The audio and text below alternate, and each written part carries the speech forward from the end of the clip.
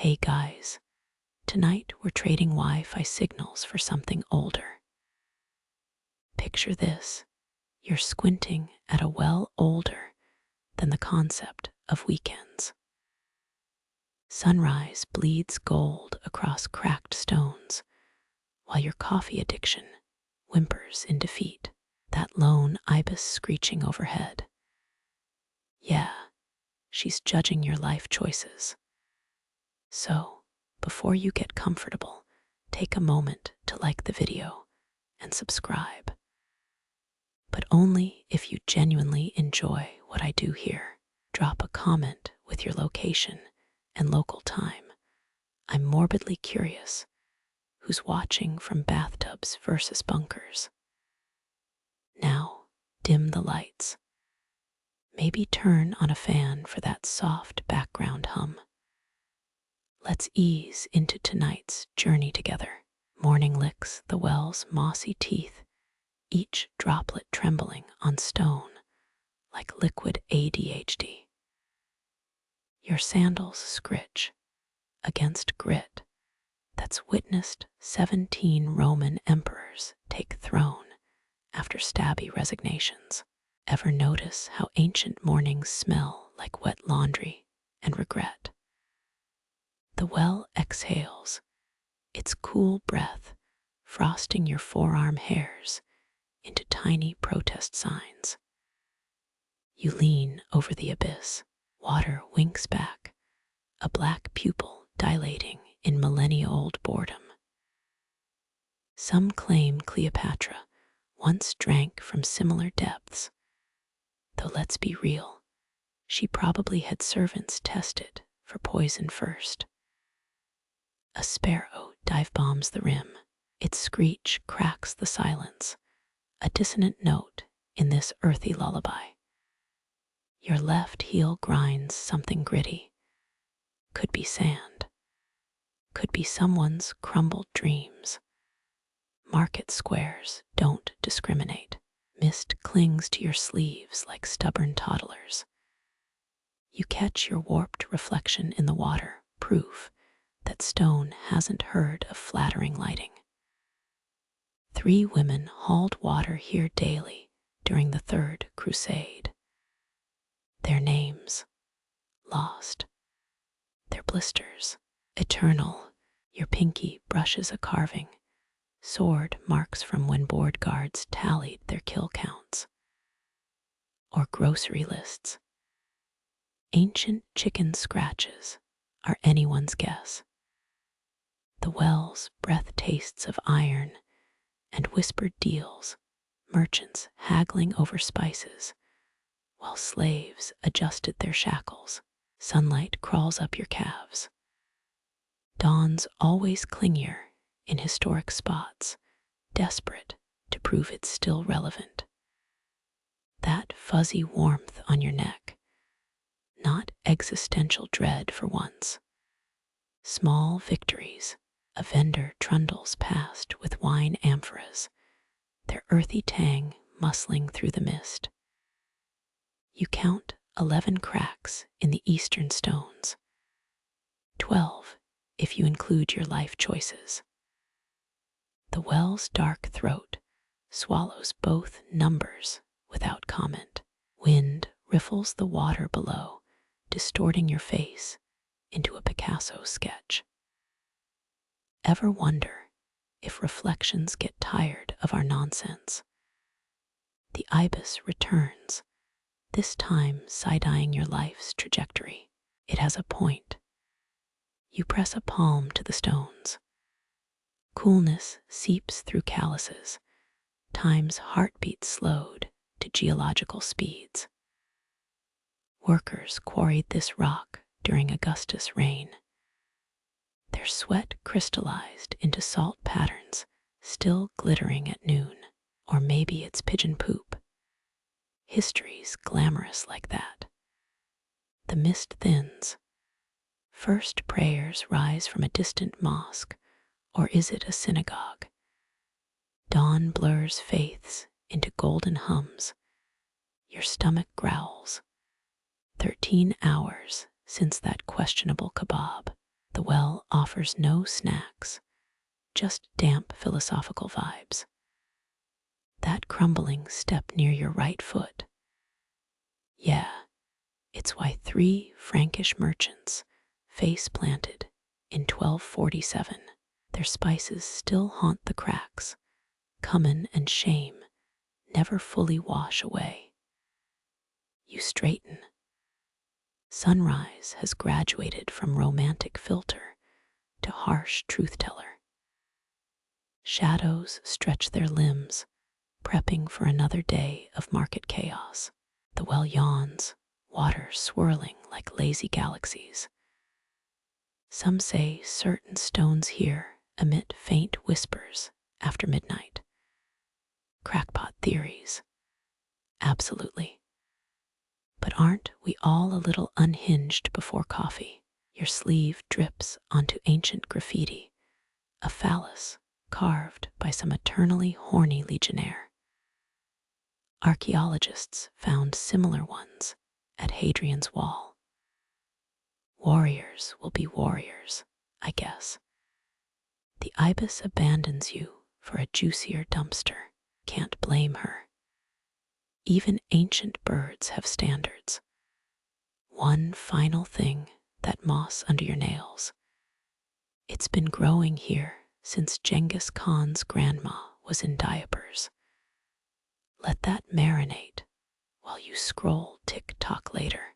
You crouch at the moss-eaten rim, your breath fogging the water's black mirror. A breeze warps your reflection into something Picasso might have painted after 3 glasses of ouzo. Ripple-born wrinkles deepen your eyes, age spots blooming, then vanishing like time-lapse flowers. The lily petal spins clockwise, pale pink, against water the color of forgotten tea. Someone's offering or accident, either way, it moves with purpose. 5 revolutions, 6, before catching on a submerged ledge. You half expect a hand to reach up, rearrange it, like a Chinese letter, Chinese letter, Chinese letter, Chinese letter. Leaning closer, you catch the scent, not floral rot, but almonds. Odd, since lilies smell like funeral homes. Maybe the well blends smells like a bartender muddling mint. Ancient Greeks thought springs were Gaia's veins. You wonder if this one's pumping amaretto. Footsteps clack across the square, 2 stalls, unfolding their canvas wings. The pedal trembles. For a heartbeat, your distorted face sharpens, stubble pours, the chip in your left incisor. Then the wind barges in, erasing you completely. You toss a pebble, the well swallows it without ceremony. No splash, just a muted glonk, as if it had been sucked into a wet throat. Medieval villagers believed such wells housed truth-tellers. Drop a coin, ask a question. The depth of the silence revealed how badly you'd screwed up.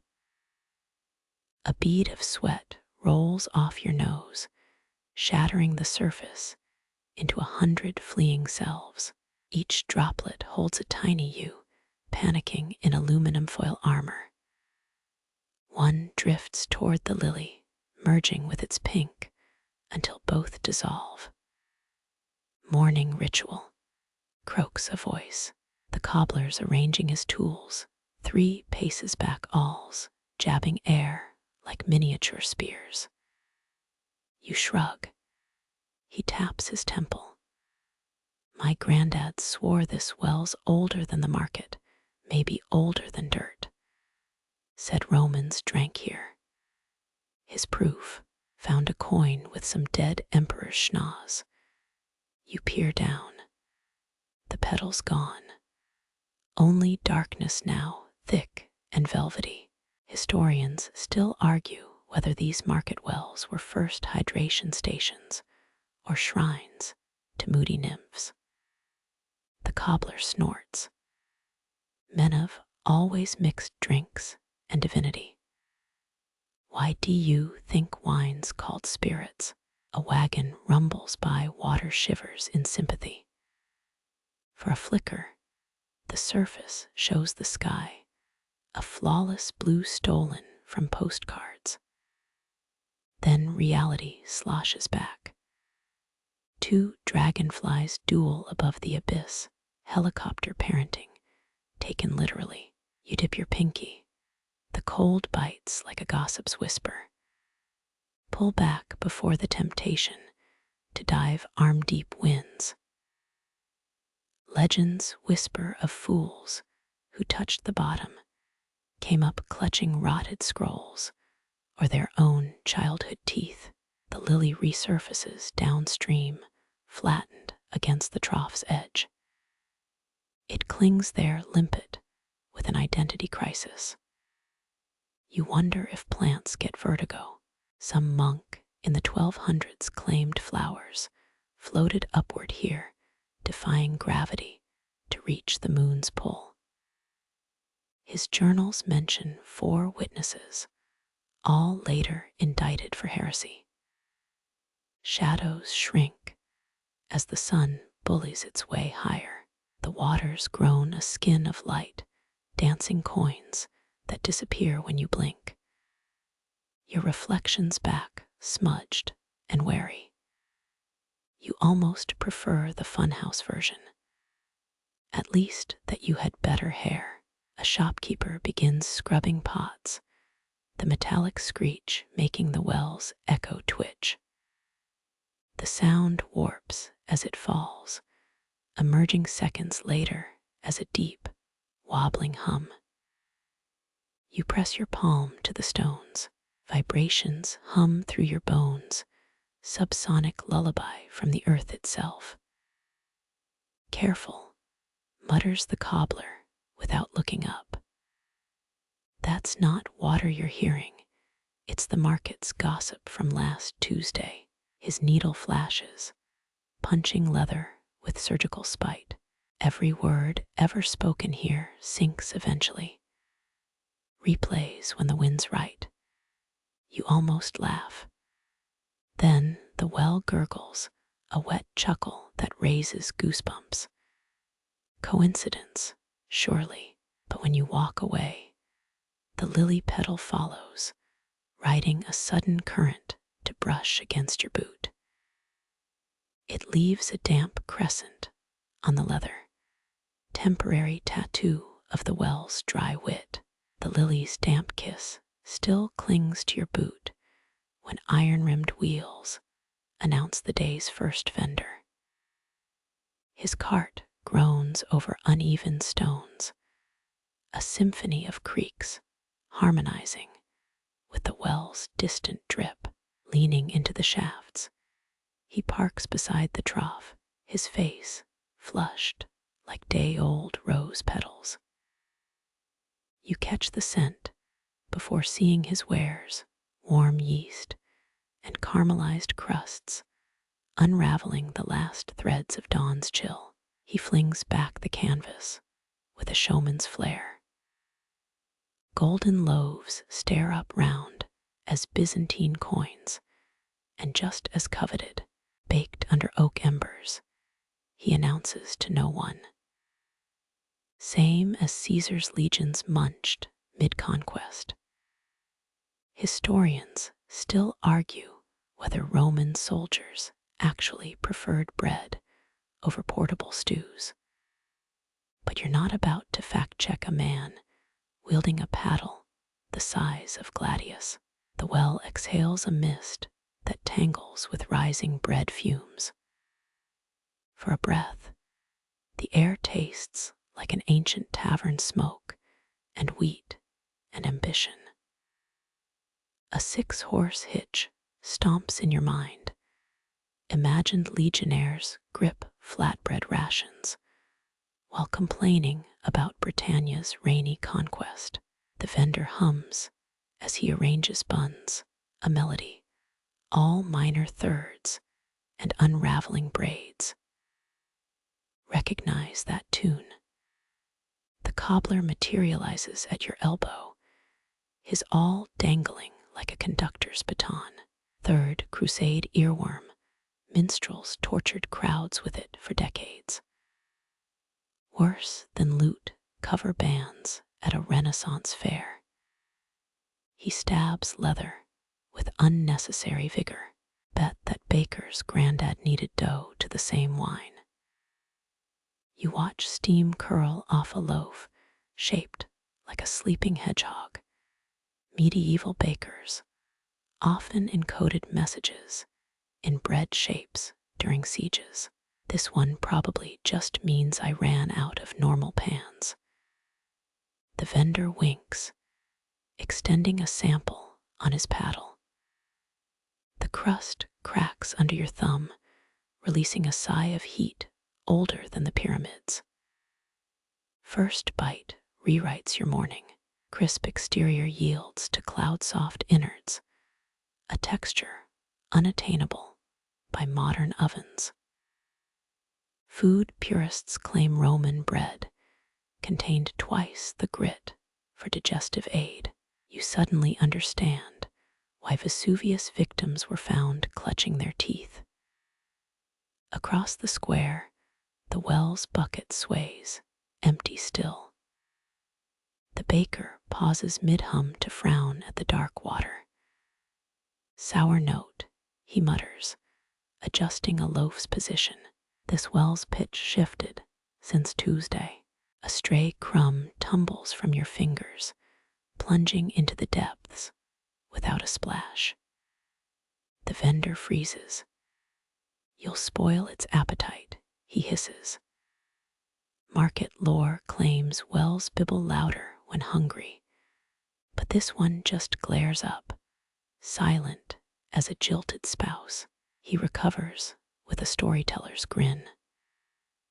Back in my apprenticeship, we baked a 7-tiered loaf for the Duke's wedding. Bottom layer fermented so hard we used it as siege defense. His paddle scrapes the cart's edge. Guests mistook weaponized rhubarb filling for exotic pâté. Sunlight finally clears the rooftops, gilding flour motes into a slow-motion snow globe. The baker's tune resurfaces, twisted now into something jauntier. You catch phrases that might be Latin or just creative wheezing. The cobbler hisses through rotted teeth, transposed to major key. Blasphemy. Doves descend, feathers shimmering like oil on water, to peck at crust shrapnel. One misfired crumb hits the well's rim. The bucket shudders rope groaning against the pulley's rusted throat. The vendor crosses himself with floury fingers, a white streak painting his forehead like war paint. They say bread never sinks here, he whispers. Lingers just below the surface, ghost picnic for the water spirits. You glance at your vanished crumb. Either spirits are on a diet, or this well has stricter etiquette than Habsburg royalty. He tosses a whole roll, a peace offering or experiment. For 3 heartbeats, it floats like everything normal about physics still applies. Then the water gulps, a sudden vacuum seal dragging the bread down to who knows where. The vendor nods. Hades wants gluten-free options. As the first customers trickle in, you notice the baker's fingers, scarred by centuries of ovens. Or maybe one particularly vengeful batch of sourdough. His paddle sweeps crumbs toward the well, each swipe precise as a Latin verb conjugation. The cobbler snorts. 20 years I've watched him feed this hole. An offering, needle flashes, or disposal neither explains yesterday's pretzel emerging downstream, still warm and suspiciously unsoggy. You pocket a rye roll for later, secretly hoping it'll turn into a Time Lord snack. The vendor's tune follows you past the fig tree, now threaded through with the well's low drip. Cobblestones vibrate as his cart creaks toward the next hungry square, leaving behind steam ghosts and the peculiar sense that lunch should involve fewer geological interventions. Beneath the fig tree's gnarled roots, your boot grinds against something sharp. A clay shard winks up terracotta edges, still stained purple. Last night's revelers must christened it against these cobbles. Italian wine flask from the 12th century, if the ribbed pattern tells true. Historians still argue whether those spiral grooves prevented slippage or just showed off Potter's Guild swagger. You crouch, palming the fragment. It's warmer than morning air ought to allow. Market drunks used to swear shattered amphorae held residual laughter. Press your ear close enough, and phantom toasts echo. All you catch is a faint hum, maybe bees in the fig's canopy, or your own pulse mocking your curiosity. The trough nearby bears fresh scuffs, evidence of enthusiastic dancing or clumsy sword juggling. 3 olive pits cluster in a crevice, nature's dice left mid-game. Renaissance. Party planners considered olives essential for atmospheric bitterness between wine rounds.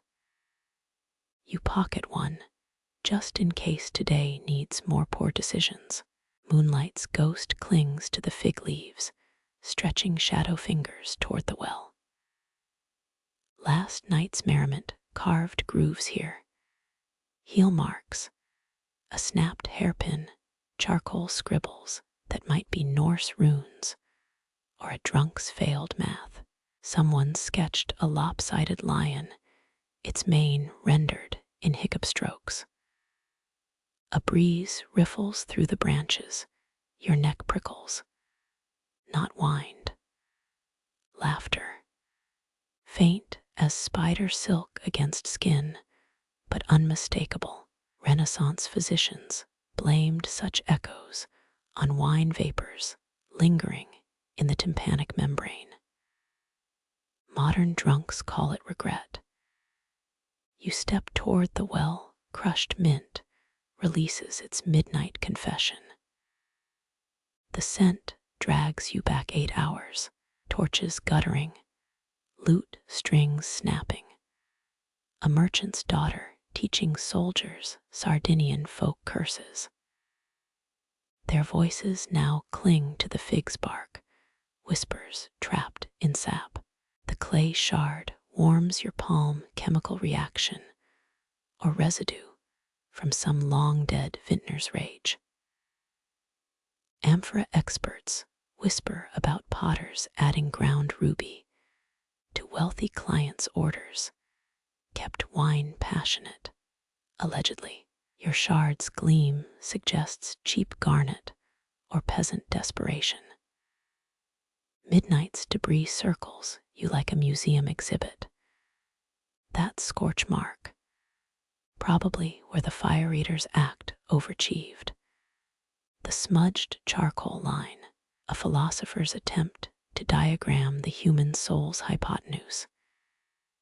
He'd used the cobbler's forehead as parchment by closing time. You squint at the well. Last night's bucket still droops sideways. Rope fibers splay where someone tried improvising a pulley dance.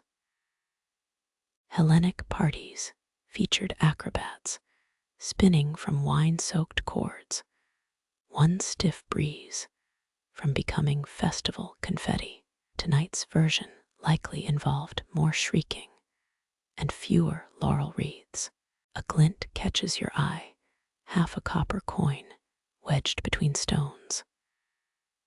1574 Venetian soldino, judging by the lion's smudged paws. Odd finding it here, Venetians viewed night markets as vulgar. Scholars note their ambassadors still attended, disguising ducal coins as buttons. The fig tree exhales, dried petals spiral down like ash. Your shard's edges bite into flesh, a blood oath nobody requested.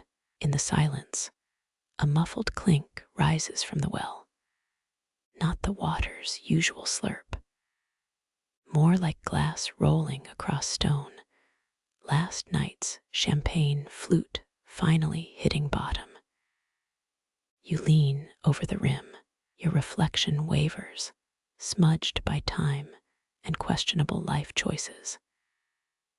They say Socrates' disciples stared into wells to clarify thoughts through vertigo. You mainly feel nauseous. The water's surface trembles, not from wind.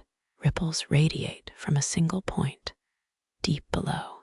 Market legends warn of the well's night memory. It replays dropped secrets as bubbles at dawn. You count 6 surfacing now, each bursting with phantom syllables.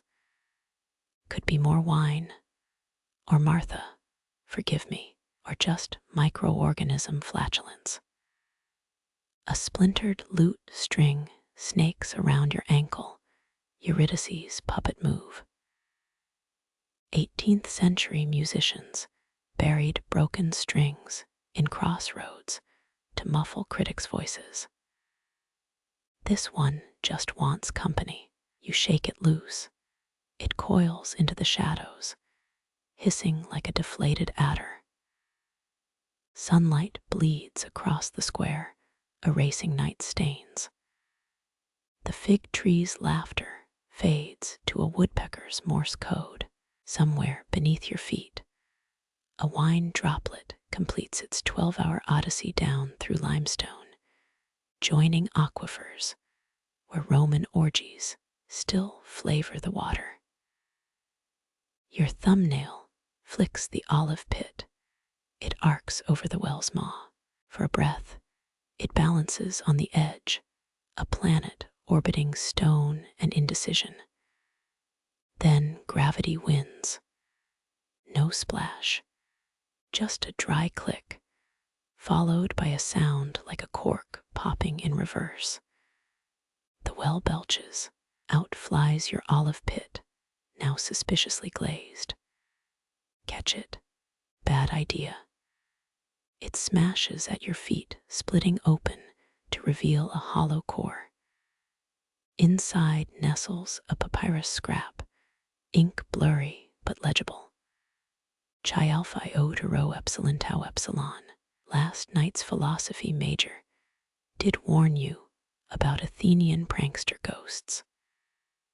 The papyrus crisps in your grip, Athenian gossip, dissolving under Mediterranean sun. A shadow detaches from the walls, weathered plaster, tawny fur, dappled like sunlight through palm fronds. The cat's pupils swallow its gold-green irises, liquid portals to whatever secrets the well hoards. You freeze, breath lodged between ribs. Egyptian temple cats held higher status than merchants, their collars inlaid with lapis and malachite. This one wears only cobweb jewelry. Its tail flicks, metronome counting moments until you blink first. 3 paces away, a lizard scrambles up limestone, toes splaying like starfish. The cat ignores it. You recognize the snub. Medieval witches, familiars supposedly spurned easy prey to court mystery. This moggy just radiates lazy disdain. wall beneath it crumbles, centuries-old mortar shedding sandy tears. Crusaders once camped here, mistaking date palm roots for dragon's claws. Their terrified scribbles haunt monastery margins to this day. The cat yawns, unimpressed by your historical musings. A leaf spirals from the fig tree. The feline's head tilts, tracking its descent like a falling empire. 10th century Baghdadi poets wrote odes to cats' necks, that graceful arc between curiosity and indifference. You resist the urge to clap. Art critics shouldn't interrupt live performances. Wind riffles its fur, revealing a scar along the flank. Battle with a donkey. Overzealous suitor. Archaeologists found feline mummies still locked in combat after 3 millennia. Eternal squabbles over phantom mice. It leaps, paws meeting stone with the silence of dropped silk. The well's reflection warps beneath its shadow, distorted moons orbiting a striped sun. You half expect the water to hiss, claws click against the rim, marble scoring under keratin. Roman engineers cursed stray cats for tampering with aqueduct blueprints. A paw dips, sending ripples cascading. The liquid shivers like a plucked lyre string. Historians still argue who domesticated whom, you murmur. The ear twitches, jury dismissing weak testimony. Below, water droplets cling to fur, quicksilver beads rolling into the well's darkness. A trade of gifts, moisture for mysteries. Sunlight stretches the cat's shadow across your boots, a temporary treaty. Its whiskers gleam wire brushed with dawn. You recall Venetian glassmakers using cat hairs to test furnace temperatures. This specimen would have melted their kilns. A sparrow lands on the opposite wall. The cat's ratter instincts wrestle with existential ennui, muscles coiled beneath nonchalance. Ptolemaic sailors believed cats could condensate laziness from sea. Air stored it in their tails to torment humans. The bird flies. The cat pretends to groom its paw, dignity preserved. A chuckle escapes you, echoing off the well's throat. Feline ears flatten. Uh-oh. It vanishes, not in a blur, but by degrees. First the tail tip, then haunches, finally those judgmental eyes. Only the fern sways where it stood, fronds bowing to an invisible monarch. You scan the rooftops, nothing. Just laundry snapping like Ottoman war banners. Maybe it's stalking the date palm, or napping in the blacksmith's cooling ashes. Either way, the well's surface still trembles, a feline fingerprint on liquid glass. A droplet falls from the bucket chain, plink. The cat's leftover ripples merge with new ones, an ouroboros of concentric circles. Byzantines interpreted such patterns as gossip from Hades. You settle for simpler truths. Breakfast might have been hallucinogenic olives. The fern trembles again, no wind this time. From the alley comes a muffled yowl, the sound of a creature questioning all life choices. You raise the papyrus scrap in salute. Message received. Leather bitumen stings your nostrils. That acrid glue Mesopotamians perfected 3,000 years back. The cobbler's wrists pivot, needle darting through cowhide like a minnow through reeds. His bench creaks a familiar protest, every joint oiled with sheep fat. You count 7 orphaned souls arranged by size, a tiny army resigned to mismatched fates. He hums through his nose, an off-key Crusader marching song. Contrary to popular belief, holy warriors preferred felt insoles, kept their holy feet blister-free during pilgrimages. A scrap flutters to your feet, parchment-thin, left-thighed, patterned with ancient teeth marks. Calfskin, he mutters without looking up. Bled out during a sandstorm, good hide remembers its death throes. The well's drip sinks with his stitching, plink-pull, plink-pull. 16th century Venetian cordwainers believed well song improved leather temper. You half expect his needle to start conducting the water droplets. He pauses, thumb testing a thread's tension. Spider silk, he declares, harvested from attic looms during Libra moons. You don't ask how he knows. Better to admire his thimble, tarnished silver stamped with Visigoth runes. 9 stitches later, he spits on the cobbles, protest against inferior goat gut lace. Historians still argue whether medieval cobblers really used cat intestines for laces. Given this guy's vibe, your team know. A beetle scuttles across his work table. He flicks it toward the well, no malice, just efficiency. Scarab, he grunts. Good omen if it survives the fall. The splash echoes like a damp cough. The awl scrapes a raw line, copying some dance only his hands remember.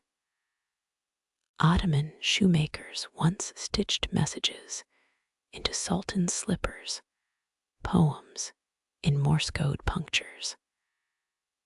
This guy's needlework feels more like a warning label.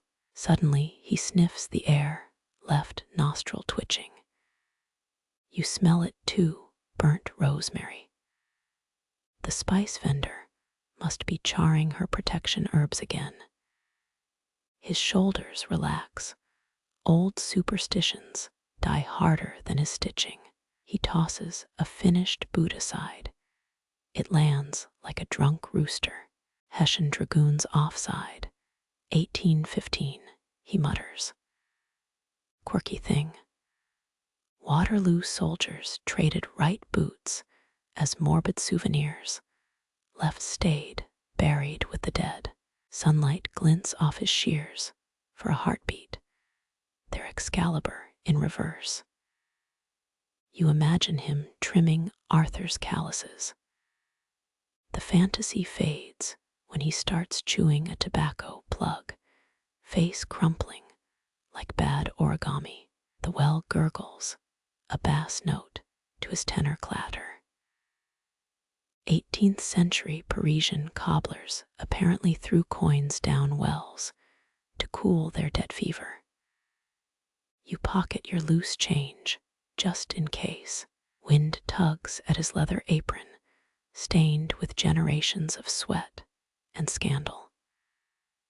7 bone buttons dangle from the hem, each shaped like a different saint's toe. You don't inquire. As the hour drags on, his sighs grow operatic minor key arias about sore knees and ungrateful clients. A sparrow lands on his anvil. He stills, breath held, for 3 perfect seconds. Man and bird share a truce. Then his stomach growls. The avian détente shatters in a flurry of wings. He grins, first human expression you've seen. Gold tooth glints, pirate treasure lodged in a cave of disappointment. When he offers a waxed thread to taste, tests freshness, you decline politely. 9th century, Baghdad tanners used saffron as flavoring. This guy's version smells like existential regret. The well's chain rattles, someone's drawing water uphill. He pauses mid-stitch, needle quivering like a divining rod. Iron's jealous of the rope, he whispers. Wants to rust together. You're still parsing that when he lobs a wooden last into the shadows. It knocks over an amphora, an avalanche of cork stoppers. He chuckles, dry leaves crunching underfoot. By noon, his hands slow, arthritic fingers misjudging the awl's bite. A bead of blood wells up. He licks it away, a practiced gesture. Roman cobblers considered bloodstains quality seals. This guy just curses Pharaoh's mother under his breath. The final stitch pulls tight, a boot reborn. He holds it to the light, critiquing shadows you can't see. Somewhere, a dragoon's ghost flexes its phantom toes in approval. He packs up with military precision, apron folded into a leather rose. Before leaving, he tosses a scrap down the well. It spirals, a rawhide snowflake dissolving in liquid dark. Feeds the waterworms, he explains. His wink suggests either madness or secrets you'll regret knowing. You nod. Wisdom lies in unasked questions. The drip-drop chorus quickens, Wellwater applauding his exit. Only the scent remains tobacco, bitumen, and the lingering ghost of unborn boots. A bronze glint catches your eye, small fist, cocked back like a Roman catapult. The coin spins, an Augustan aureus shrunk to pocket change. Ancient authorities mandated fountain offerings for safe voyages. This kid's targeting something bigger. Sunlight flares across the disk. You glimpse Britannia's profile mid-rotation. 8 years old, Max, sandals caked with alley mud, braids tied with butcher's twine. The well's mouth yawns, a stone pupil daring her to blink first. She exhales through pursed lips, wish crystallizing in her diaphragm.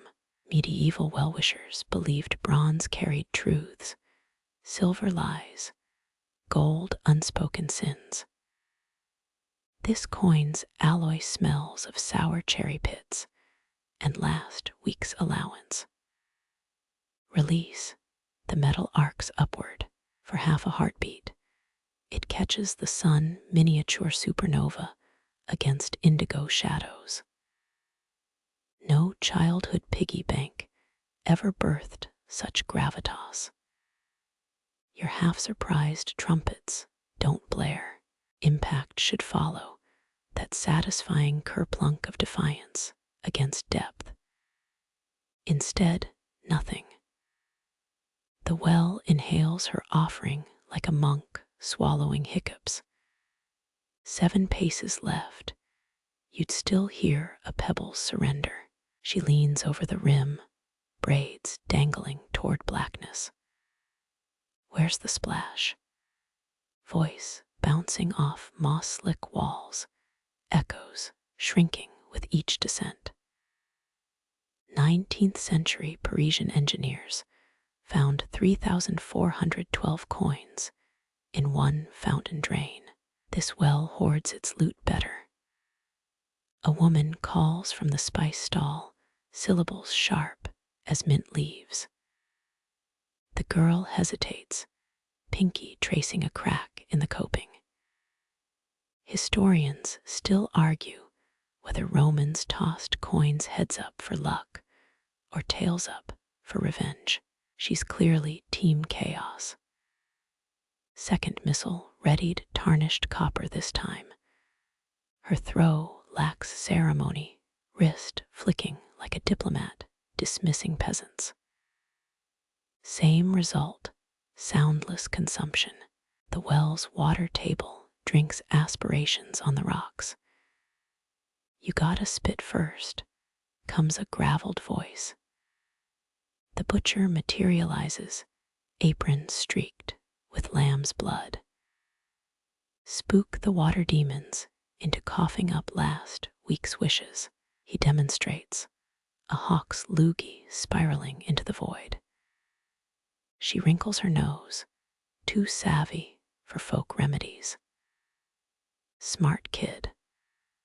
Archaeologists found 7 cursed wishing wells in Pompeii, each filled with lead tablets complaining about bad plumbing. This stone giant radiates similar talk to the hand energy. Undaunted, she jingles her remaining wealth 2 coppers and a button. Third toss arcs wide ricochets off the inner wall, a metallic screech, the sound of a spoon dragged across hell's skillet. Everyone in the square flinches. The butcher crosses himself. You resist the urge to check your own pockets. That's the problem with modern coins. Too much nickel, not enough wish weight. Silence resumes thicker now. The girl squats, forehead creased like a scholar deciphering runes. 9 seconds pass you count. Suddenly she whirls, sprint hobbling toward the bakery. Braids bounce, twine ends unraveling in her wake. The well exhales mist coalescing above the stones. Byzantine emperors floated metal mirrors here, seeking prophecies in ripples. All you see is condensation, mimicking a shrug. She returns minutes later, clutching a fist-sized bun. Raisins stud the crust like war wounds. Without ceremony, she flings it overarm doughy sacrifice to the deep. Finally, a wet smack. The well belches warm air smelling of yeast and swallowed sunlight. There, she grins, gap-toothed triumph. Turns out gluttony beats Midas every time. Someone chuckles behind silk curtains, merchant wife, peering through second-story lattices. You pretend not to notice her hastily concealed, wish-sealed locket. The girl skips off, victory secured through carb-based diplomacy. Late afternoon light slants across cobbles, gilding the well's rim where her fingers gripped. Romans called this the hora, incerta, the uncertain hour when wishes blur with errands. You press a thumb to the damp stone, coolness leaching into your skin like inky secrets. Behind you, a copper glints in the dust. Let future archaeologists debate whether it fell or was planted. Every relic needs its origin myth. The copper winks at your heel, final artifact of the girl's campaign. Heat warps its edges in the dust, a miniature mirage pool. You leave it spinning. Sunlight needs trophies too. Shadows have shrunk to rat tails underfoot. Market awnings ripple like sails in a meltwater sea. 19 steps to the well's western rim. Each cobble stings through worn sandals. You hit the stone lip, forehead first. Coolness blooms across your third. Imos's balm. Roman engineers mixed volcanic ash into concrete for durability. This well still sweats the same ancient chill. Your breath fogs the stone. Through lowered lashes, the square shimmers like a dolly painting on shuffle. A melon cart bleeds neon pink across the plaza. Dates fermenting in crates pump out their sweet-rot perfume. Beneath us, a voice drawls, you don't turn. The spice merchant's son rolls a cinnamon stick between his palms. 10 paces down, they say it forks. One pipe feeds the garrison, the other, he snaps the bark. Cassia dust, snowing on your nape. The well hums against your skin. Subterranean waterways negotiating truces. A 14th century alchemist claimed desert wells, whisper battle plans, when heated, nonsense. Yet your sweat slides colder now. Heat devils dance above the blacksmith's forge. His hammer strikes sync with your pulse. Clang, clang, clang. Ottoman smiths cooled blades in well water to prevent warping. This one still tastes of quenched steel. Your right temple protests. Stone's generosity expired. You peel back slowly, forehead skin clinging like wet parchment. 4 pale fingerprints linger on the rim. The well keeps your shape filed under temporary. The butcher's wife drags a soaked rug toward the trough. Wool drinks greedily, threads plumping like drowned fingers. Obsidian mirrors found in Babylonian wells supposedly scried drought years. You see only her frayed hems. Dizziness hits, stagger step onto hot cobbles. 3rd hour sun needs our ritual. The well bids you return at sext. Crusaders believed midday well water held Christ's sweat. You'll settle for not fainting. 2 boys dare each other to lick the stones. Tongues dart like lizard strikes. One yelps cold burn confusion in his eyes.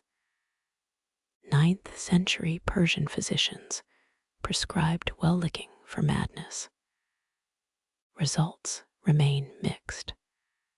A droplet escapes the moss, silver slug trail down the well's cheek. You track its path, nostril to jawline. Medieval map makers drew springs as weeping eyes. This one's crying in reverse. Your water skin slaps, ribs, tepid betrayal. The well mocks with its kilometer-deep sigh. Clever merchants once sold lunar-chilled water jars at noon markups.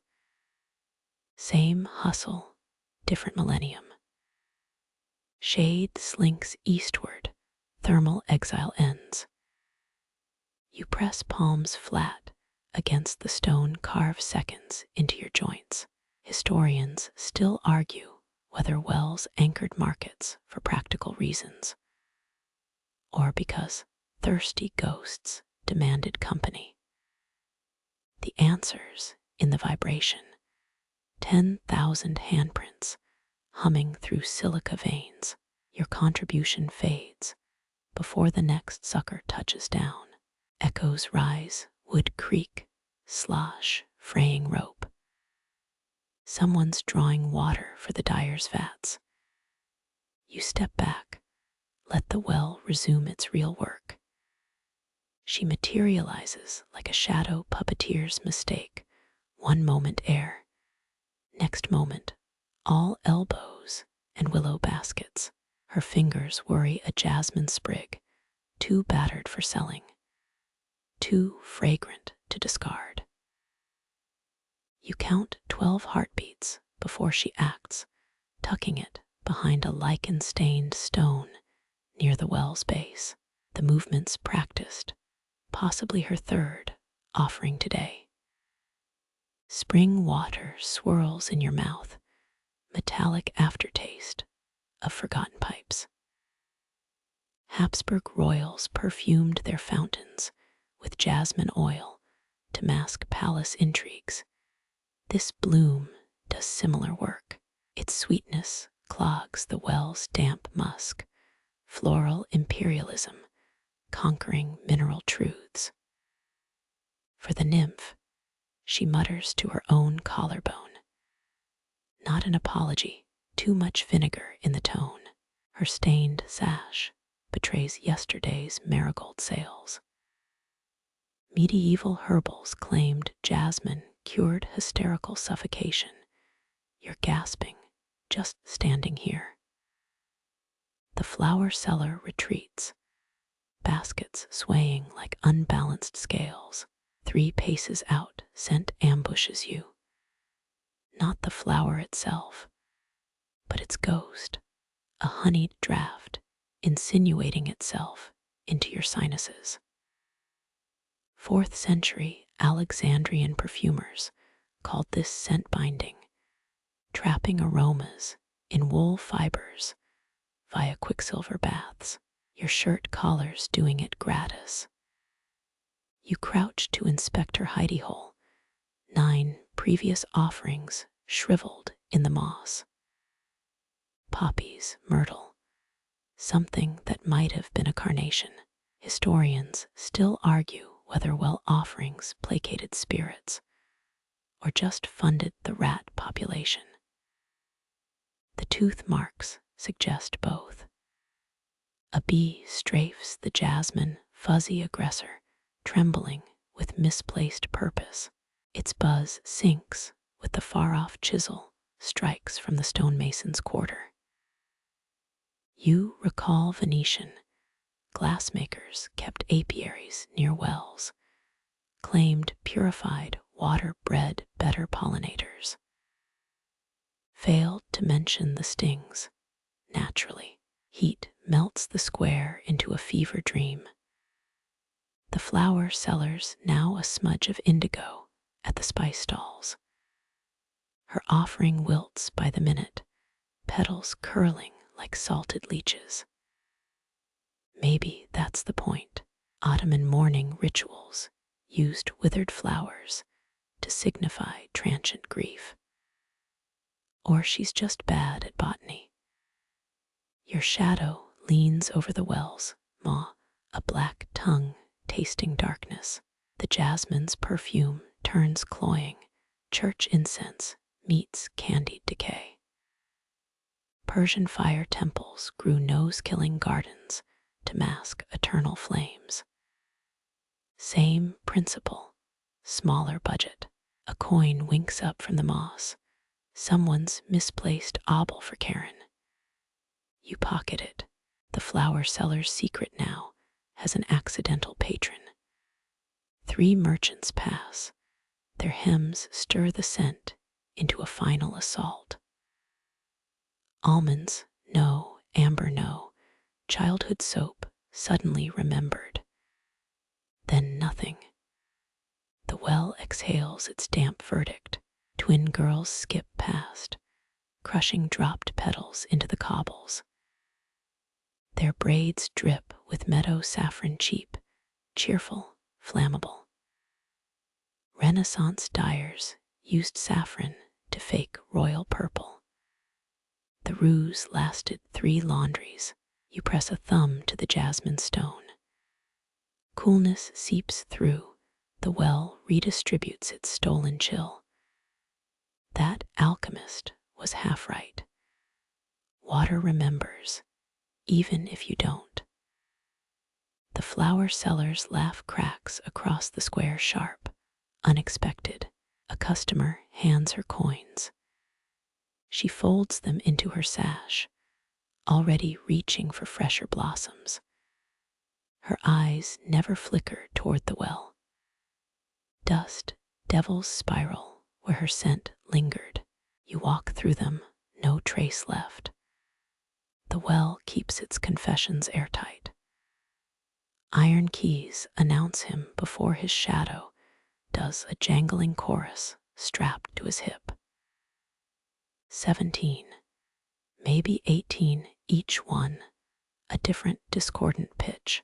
Renaissance locksmiths crafted thief frustrators with false keyholes, wasted effort against a decent battering ram. You wonder if he knows.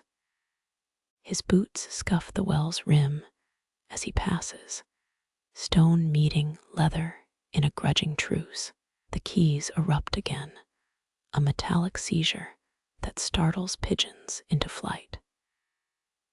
18th century Paris had a locksmith who only made keys for imaginary doors. This guise his spiritual air. The well warps his clatter, sharp jingles soften into something mournful, like coins dropped down a mineshaft. Ancient Persians believed wells could purify sound, turning lies into truths through echo. You strain to test the theory. Lost one, he asks your shoulder blade. Not a question, an accusation. His palm displays 9 skeleton keys identical. Except for teeth, you'd need a magnifying glass to distinguish. The smallest resembles Cleopatra's bathing key, if she bathed in a thimble. You shake your head. The keys retreat, clinking like a retreating cavalry. His workshop door winds open across the square. Medieval locks used whale oil to muffle hinges. This one's soundtrack, says cheap tallow. Heat makes a prism of the air. His silhouette wavers as he works. Hammers strike anvils in arrhythmia. Toledo swordsmiths tempered blades in wells for flexibility. This water's better suited to bending sound.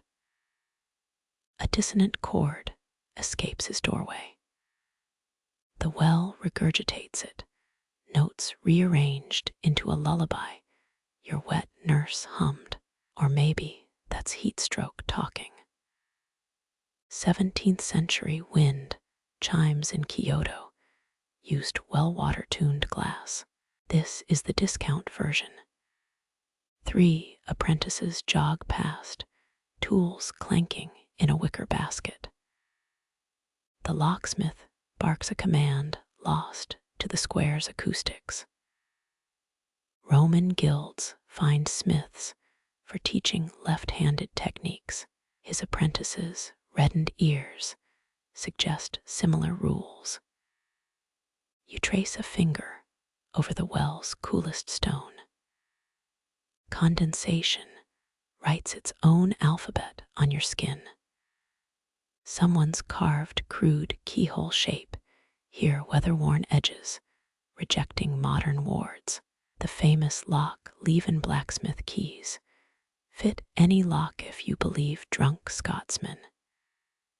His melody crescendos, a bronze tragedy with too many climaxes. The well swallows the worst notes. Historians still argue whether the Great Pyramid's air shafts were astronomical guides or primitive wind chimes. This guy's team wind chimes. A toddler stops mid-waddle, entranced by the metallic chaos. Their nursemaid yanks them away. 18th century parents warned children that blacksmiths stole bad dreams for later resale.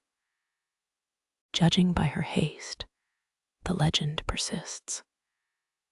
Sunlight glints off his latest project, a key large enough to open Hades. He tests its weight, wrist bending like a willow branch. Ottoman sultans kept jeweled skeleton keys as symbols of power.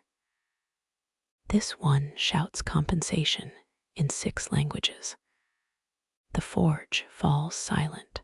He emerges, soot staining his collar like a priest's stole. His gaze flicks to the well's deepest shadows. Venetian doges threw keys to their city's gates into canals. You mentally calculate the splash radius if he mimics them. Heat shimmers turn his workshop into a mirage, chalet-shaped illusion in a desert of stone. He vanishes inside. Minoan locksmiths used wooden tumblers that swelled in humidity. Today's heat would have rendered every vault wide open. The keys resume their assault. You count 7 distinct pitches before giving up. A beggar across the square mimics the rhythm with dented cups. It's an improvement. When the cathedral bell drowns the cacophony, relief floods your skull. Then you realize it's the same note, just deeper. Nuremberg's rogue bellcaster was executed for heresy when his G-sharp unlocked hayloft doors. Pure coincidence, probably. Shadow stretches the locksmith's profile into a skeleton key shape. Teeth included. He leans against his doorframe, sampling the discordance he's unleashed. Mughal emperors employed tone testers to ensure palace gates sang in C minor. They'd have fired him mid-clang. Dusk arrives with a breeze that softens the noise into something almost musical. Almost. The well's echo adds a liquid undertone, drowning in its own acoustics. You pocket a pebble, souvenir, or future projectile. Depends on the next chorus. He extinguished his forge last hour, yet the square still rings. Sound lingers like perfume, or maybe your eardrums are now permanently dented. Archaeologists found Bronze Age bells tuned to ward off metal-thirst demons, clearly an underfunded effort. Stars emerge as his final creation clatters onto a workbench. The well's dark water mirrors the constellation Lyra, if Lyra were played on a glockenspiel by angry raccoons. You head for the eastern gate. His keys sing you out, a deranged farewell march. The night watchman will inherit this auditory plague. May his earplugs be thick. The bucket sways, its frayed rope whispering secrets to the well's throat. You count 11 strands unraveling, each a year the oak tree grew. Bactrian traders used hemp ropes dyed crimson to spook water thieves. This one's more gray than brown, honesty in decay. They stand 3 paces off, right hand clutching the pulley chain like a drowning man's float. Left hand hides in a pocket's shadow.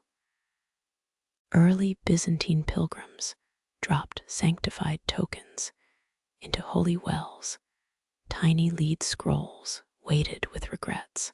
That pocket's full of lead. Sunlight strikes the water below, a wavering coin tempting fools to dive. Their reflection shivers not from breeze, but tremors traveling up from worn boots. 12th century plague doctors swore trembling hands could diagnose demonic possession.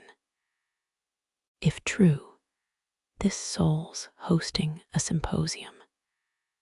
You focus on adjusting your sleeve cuff. The pretense holds for 4 heartbeats. Their choked breath rasps louder than the locksmith's distant clatter. Carthaginian midwives taught suppressed sobs sink fastest, Earth's lungs inhaling sorrow. This one's stuck in the trachea. The chain creaks, its iron teeth gnawing wood.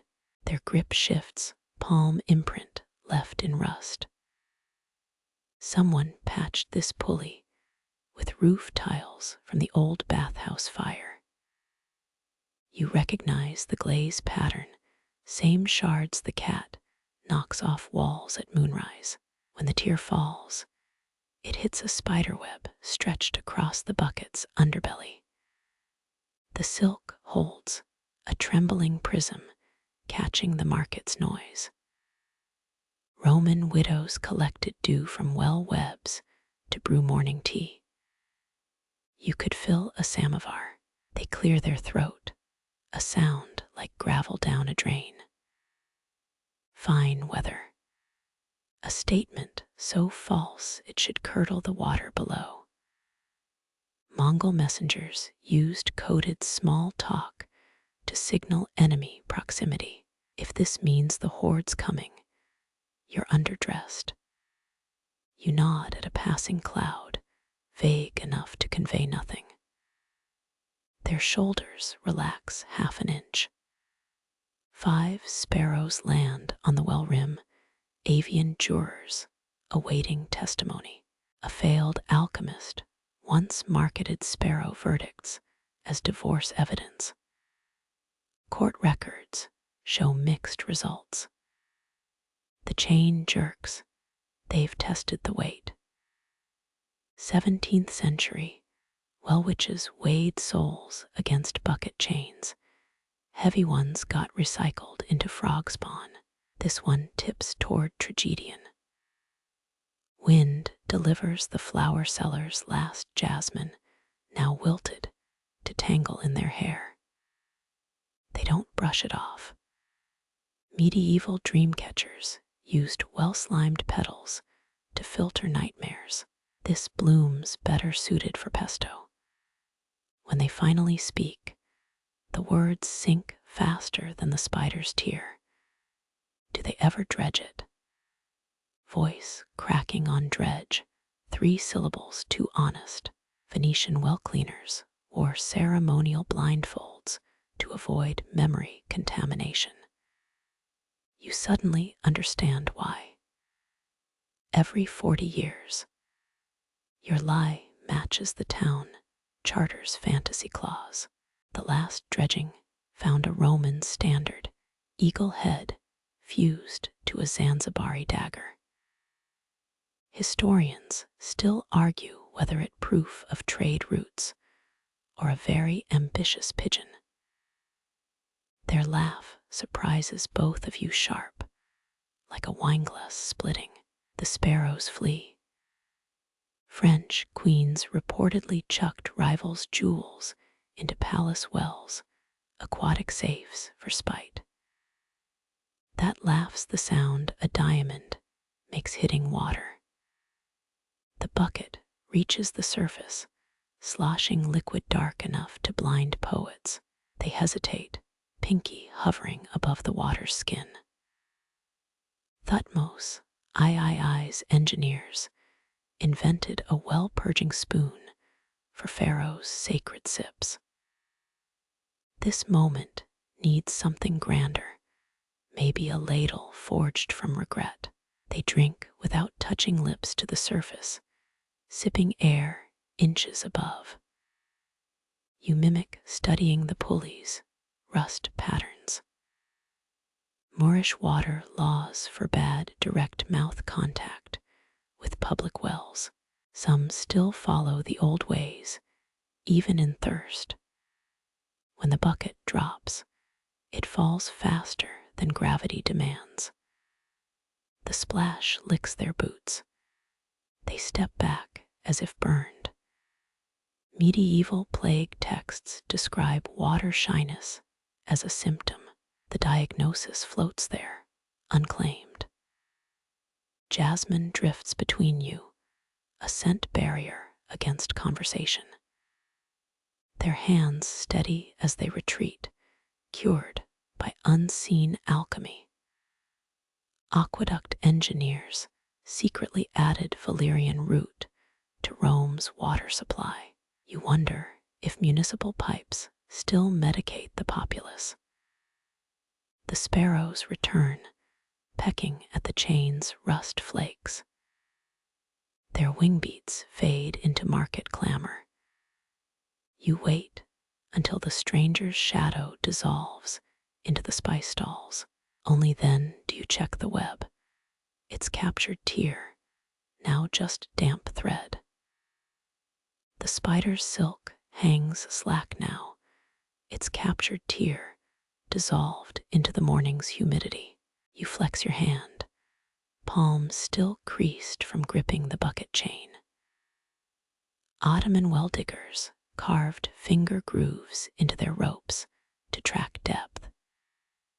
Yours only record stubbornness. Wind shoves the empty bucket sideways, wood clattering against stone like loose teeth. It's lighter now, yet your forearm burns. Tudor housewives believed hauling water after dawn cursed bread dough. Their ovens probably birthed bricks. 3 coins glint at the well's murky bottom, 2 coppers, and a silver sneering up through algae. 17th century Venetians tossed coins to pay the water's toll. These look like bribes for lesser sins. You drop the dipper anyway. The splash echoes upward, a wet gasp against mossy walls. Scholars found Sumerian well shafts lined with poetry tablets. Maybe the water recites verses when no one's listening. The rope blisters your palm as you hoist the sloshing load, 17 heartbeats to reach the rim. 18th century physic manuals swore well water strengthened weak constitutions. Your trembling bicep begs to differ. A child watches from behind the fig tree, eyes tracking each droplet that escapes the bucket's swing. Cleopatra's engineers designed counterweighted wells for palace gardens. This pulley system favors calluses over elegance. Lukewarm water spills into the trough, a liquid mirror warping your scowl. Historians still argue whether Roman aqueducts carried more water or bureaucratic corruption. The sediment swirling at your feet votes both. Your sleeve dips into the trough, linen drinking deeper than your thirst. A fly lands on the rim, skating across surface tension. Medieval maps marked wells with winged ink blots. This one's lacking in cartographic grace. The first donkey arrives, its clay pots clanking a drowsy protest. You step back as the driver unleashes a torrent into his jars. Manon traders measured wealth in amphorae per well, his fortunes written in splash patterns. Sunlight fractures through the water, brief rainbows licking the cobbles. You remember the wine-dark sea in Homer's odes. This puddle's more of a watered-down tavern vintage. When the stranger's jasmine petal washes up, you let it cling to the dipper's edge. Victorian herbals prescribed well flotsam for melancholic humors. It smells like yesterday's regrets. The chain groans during descent, a bassoon note reverberating in the shaft. Someone's etched a crude fish into the crank handle.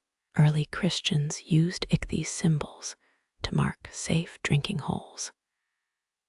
This one's nibbling its own tail. Your boots squelch as you retreat, each step tripling the market's noise. Byzantine well tenders wore felt soles to honor water spirits. You're just tracking mud toward the baker's stall. Heat builds in the rope's friction zone, smoldering a scent like forgotten toast. Dutch dike workers burned tar into rigging to prevent unraveling. This well's aging less gracefully than a cheese wheel. At the 9th heave, the bucket lists starboard, half slurping air. You curse in a language even the fig tree doesn't recognize. Napoleonic soldiers reputedly drained wells during retreats. This feels like a tactical surrender. The child finally approaches, dipper clutched like a scepter. They sip loud enough to scare off sparrows. Mongol Khans tested well loyalty by poisoning select cisterns. You resist the urge to ask for a review. When the noon bell tolls, the water quivers, its surface wrinkling like old parchment. You abandon the crank, blistered palms singing their complaints. The well exhales, content to resume its endless eavesdropping. The beggar arrives as the last bell tremor fades, mat unfurled with tap-measured precision. His sandstone perch glows warmer than the coins in your pocket. 13th century Parisian Cagots wove reed mats to mark sanctioned begging zones. This one's edges curl like ancient scrolls. You count 7 items arranged across the fabric: a chipped bowl, 3 river-smoothed pebbles, a crow's molted feather, a walnut shell cup, and something wrapped in oak leaves. Crusaders carried similar relic kits. His pilgrimage requires no armor. He doesn't glance up as you shift weight between aching feet. The well's bucket sways, dripping a metronome beat onto cobbles. Medieval physicians diagnosed well melancholy in those who stared too long at dark water. You're halfway to a diagnosis. Noon light ignites his hands, palm lines deeper than the well's mortar cracks. He folds the oak leaf bundle with arthritic care. 18th century guttersnipe slang called such parcels rat kings, worthless treasures hoarded against leaner days. When he finally dips the walnut shell, the well exhales, a wet sigh fogging his knees. Your throat tightens reflexively. Archaeologists found 500 pilgrim tokens in a Sussex well, each carved with hope's shorthand. His sip outlasts the market's hush. The feather trembles as he replaces the shell. Byzantine alms seekers wore gull quills to ward off thieving spirits. You almost warn him about the cat, then recall its daytime absence. 3 merchants pass without dropping coins. Their shadows bruise his mats, sun-bleached weave. Tudor sumptuary laws banned beggars from wearing indigo. His patched tunic stays safely muted. The well's reflection blues everything anyway. He rotates a pebble between thumb and forefinger, polishing what centuries of river flow couldn't. Dutch dyers used similar stones to test fabric quality. You wonder who taught him this silent trade. Your sandal grinds a pebble, the sound gunshot loud. He still doesn't look. Historians still argue whether holy wells drew beggars, or beggars sanctified the wells through stubborn vigil. His stillness convicts academia. When the crow lands to reclaim its feather, he surrenders it without protest. The bird costs 4 times an avian invoice. Medieval Scottish courts accepted bird calls as testimony. You mentally note the debt. Sunlight slides west, dragging his mat's shadow toward the trough. He repacks his relics with monastic care.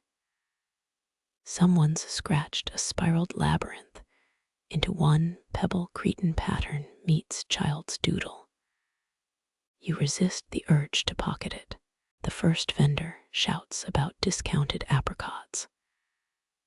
The beggar rolls his mat, tucking time and silence into its bindings. Victorian workhouse wardens burned such vagrant bundles as fire hazards. This one slips away intact. You wait until he's 3 alleys gone before approaching the trough.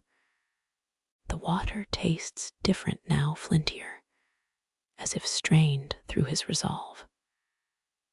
Roman aqueduct engineers obsessed over first pull purity. Their ghosts siphon nuance. 2 droplets glitter on the rim, twin centuries left behind. You lick them anyway. The bowl appears between one market tower and the next, crooked as a beggar's smile against the trough's moss-furred lip. Roman potters sold seconds as Venus cups flaws kissed by the goddess herself. This one's crack resembles the Nile Delta, perfect imperfection curving toward the handle. You crouch knees, protesting like unoiled hinges. Glaze flakes cling to your thumb, tasting of eggshells and lost meals. Egyptians mixed hippo fat into clay to prevent shattering. Too bad they never patented it. The bowl's jagged edge winks up at you. Water arcs from dipper to fracture, liquid threading the delta's path. Historians still argue whether Minoan potters engineered cracks to mimic sacred river maps. Your sip floods the mouth differently, coolness pooling in unexpected hollows. 3 sparrows argue over wheat husks nearby. Their chirps sync with the drip from the bowl's base. Medieval alchemists claimed drinking from flawed vessels purified the soul. You feel marginally holier already, or maybe it's the algae aftertaste. Sunlight glints through the crack, projecting a wavering line across your palm. 18th century porcelain surgeons would have drilled stitch holes along this fissure, binding it with molten gold. You trace the scarred ceramic, anxiety's fault line made tangible. The water ripples without warning. For a dizzy instant, you're twin-eyed, seeing both reflection and reality through the fracture. Persian mirror makers doped glass with copper to reveal hidden truths. This bowl needs no alchemy, just honest ruin. A vendor shouts about discounted lentils. The sound bends around the bowl's curve, muffled and intimate. Ottoman coffee cups were designed to amplify whispers. You lean closer, hearing only your pulse against clay. When you lift the bowl, a miniature rainbow pools in its belly.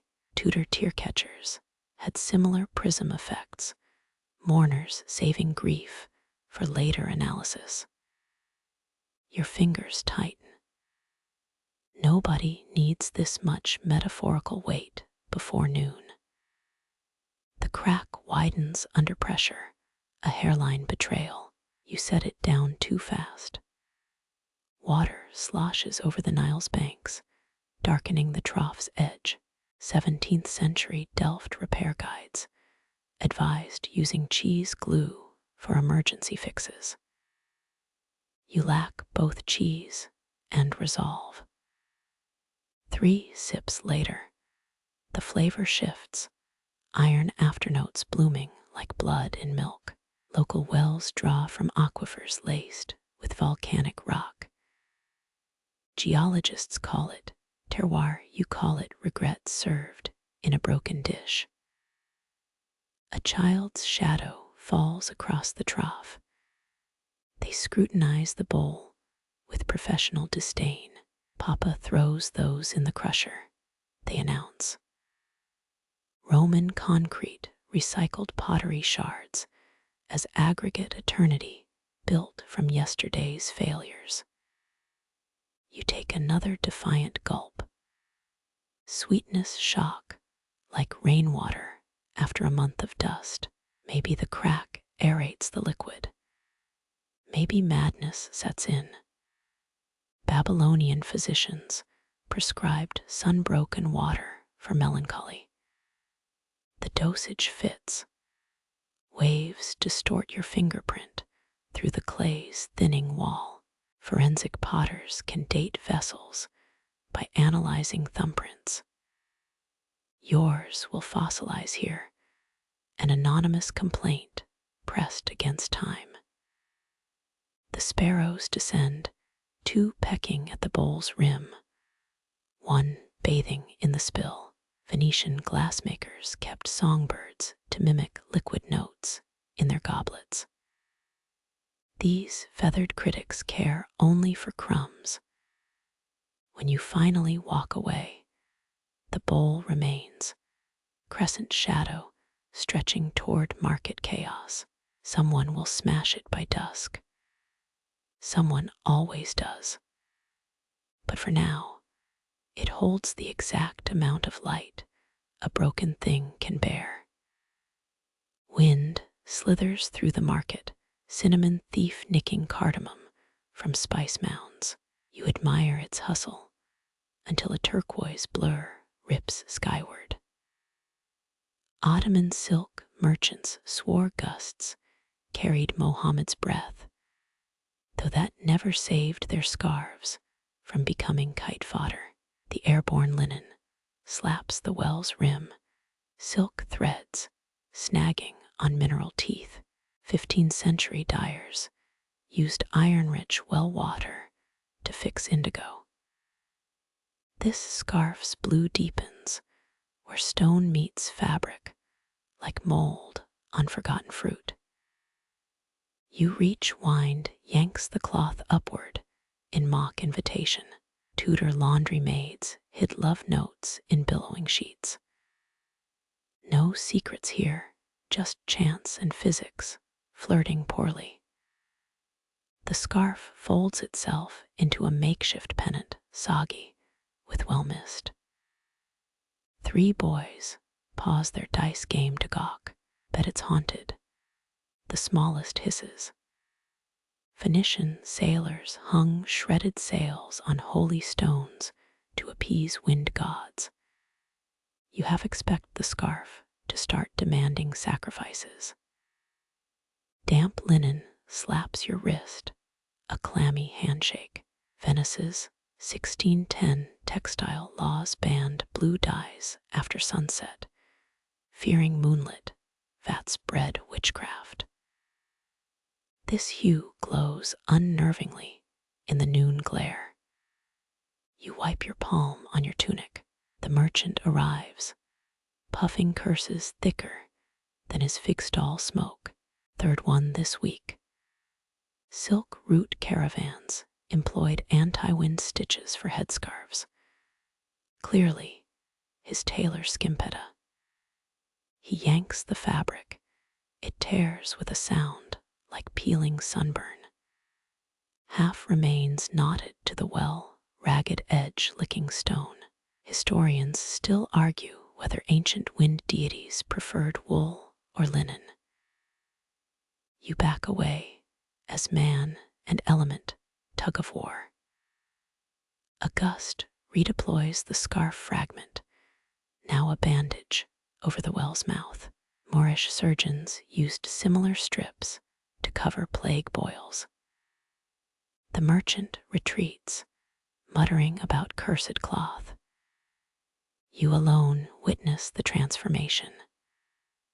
Light bleeds through wet silk, projecting ripples onto your boots. Byzantine generals read battlefield omens in such shadow plays. Today's message: wear tighter scarves. You snort, earning a side-eye from the well. Heat wicks moisture upward, the fabric stiffens mid-flutter. 19th century parasol repair manuals recommended well water, starch for longevity. This scrap arches like a cat's spine, resisting its own drying. Voices erupt near the spice stalls. Another vendor's hat spirals into the fray. Neapolitan wind witches allegedly charmed hats to steal gold teeth. You check your molars. Present. Safe. For now. The scarf surrenders at dusk, slipping into the well's throat with a wet sigh. 1760 French constables dredged a similar cistern, finding 12 stolen wigs. You lean over, but the darkness offers no receipts. Shivering, you press a palm to the damp stone where fabric clung. Geologists claim wells remember through mineral deposits, layered like a crinoline. This one's memory now includes one frayed blue comma. Boots scuff behind you, the night watchman's lantern, already painting the square ochre. Medieval law required well guards to confiscate wind-tossed contraband. You dust off non-existent lint and stroll away. Innocence whistling through your teeth. Above, the first star pulses. Somewhere, a merchant's wife unravels her 9th scarf of the season. The well keeps its stolen sapphire close, a sinner's ribbon in a nun's grip. Steel grates against cobblestones. His boot freezes mid-crunch. Moonlight skids off segmented armor, the kind Roman legions copied for their parade gear. You recognize the segmented plates, history's first knockoff. His visor tilts toward the well, reflecting liquid blackness where his face should be. Water whispers up the stones, a sound Byzantine sentries mistook for enemy scouts. You've heard drunk poets claim wells sing in Dorian mode. This one hums bass. The soldier's grip tightens on his sword pommel, two-handed, Frankish design. Crusaders brought those back as souvenirs between massacres. He doesn't drink, doesn't move. Armor creaks, a symphony of stress points. 10th century smiths quenched blades in wells to steel their resolve. Historians still argue whether it was metallurgy or madness. His thumb rubs the crossguard, Polish, Hungarian. The well's not checking passports.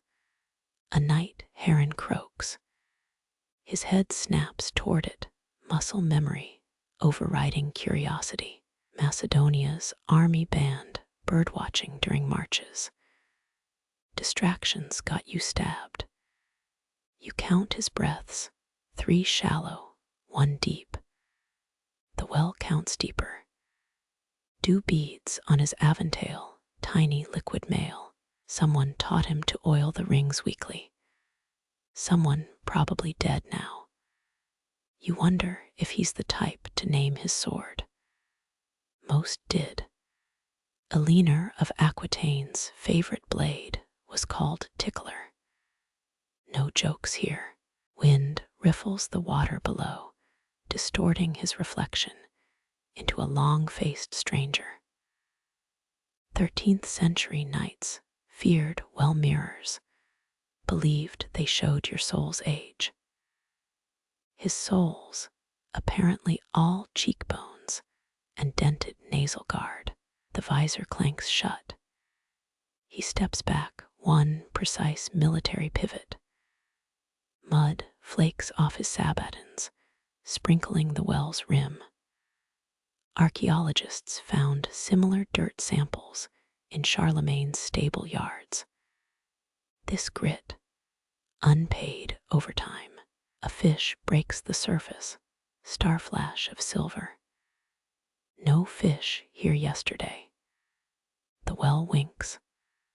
Ottoman siege engineers released carps in poisoned cisterns as toxicity tests. This one's still paddling, healthy enough to judge you both. The soldier's shoulders drop half an inch. Victory. You've seen monks achieve less from hour-long meditations. His gauntlet brushes the bucket rope, a twitch that could be accidental. Teutonic warriors tied prayer strips to similar cords. Let's hope he's not overestimating the warranty. Someone shouts 3 streets over Greek curses woven with Venetian threading. He becomes statue again. Venetian, you note. The well exhales moist disappointment. When he walks, it's with gear-quieted steps. A Russian czar once paid alchemists to silence his boots. Failed. This guy, grade A stealth. Probably stole apples as a kid. The darkness reknits itself where he stood. A maple seed helicopters into the well nature's tiny paratrooper. You half expect the water to court-martial it. Ripples spread, erasing his boot prints. Temporary. Everything here's temporary. The well's surface stills, black lacquer perfection. You wait for it to wink again. No dice. 18th century French duelists used well reflections to adjust their wig angles. Vanity outlasts empires. Dawn's first dog barks. The soldier's long gone. Somewhere, a fish considers defecting. You pocket the maple seed, souvenir of a battle that wasn't. The water yawns, unimpressed. You spot him at high noon, a scarecrow of a man with ink-stained fingertips. He's unraveling twine around the well's circumference, 3rd time this week. Ottoman surveyors used knotted ropes for aqueducts. His frayed string looks less official. The well tolerates his touch, same way stones endure pigeons. 17 hands plus, no 18. His whisper rasks like parchment. Tiny ledger entries crowd the margin, numbers stacked like drunken militias. Someone once calculated the Great Pyramid's height using shadow angles and a stick. This guy's battling decimal points. A breeze plucks at his measuring string, knots slipping like failed resolutions. He curses in what might be Coptic or indigestion. Medieval scholars believed wells were literal helmets. Measurements could predict demonic invasions. His calculations suggest more math than metaphysics. The ledger snaps shut, half an equation squashed inside. He peers into the well's throat as if expecting applause. Roman engineers would have fired him by now. Your shadow crosses his tools. He startles like a monk caught mid-sin. Discrepancy in the curve. He mutters to the nearest stone. 19th century typesetters wasted years aligning decimal points in astronomy tables. This man's wasting daylight. Historians still argue whether ancient measurements were practical or performative. Performance art wins today. He remeasures left-handed, ambidextrous desperation. The string kinks, reporting a different diameter entirely. You recall Venetian glassmakers rejecting imperfect spheres by smashing them. He just sighs. Deep, a lizard scuttles over his abandoned notes, tail flicking through Pythagorean theorems. At least someone's making progress. The scholar pockets a pebble, souvenir, or paperweight. Byzantium's archivists weighted documents with gallstone paperweights. Not recommended. When he leaves, it's with a navigator's posture, chin up, steps over counting. Carthaginian mapmakers walked backward while charting coastlines. He's just bad at math. The well remains unmeasured and smug. You rescue his snapped chalk from the dust. Euclid's ghost facepalms somewhere. The sun dips low. Its final rays stab the well water crimson. Merchants fold their stalls like closing prayer books. Shadows stretch into liquid dusk. You kneel.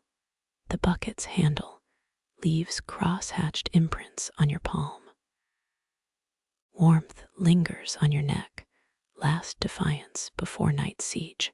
Below, the water mirrors a molten sky, shimmering bands of carnelian and rust.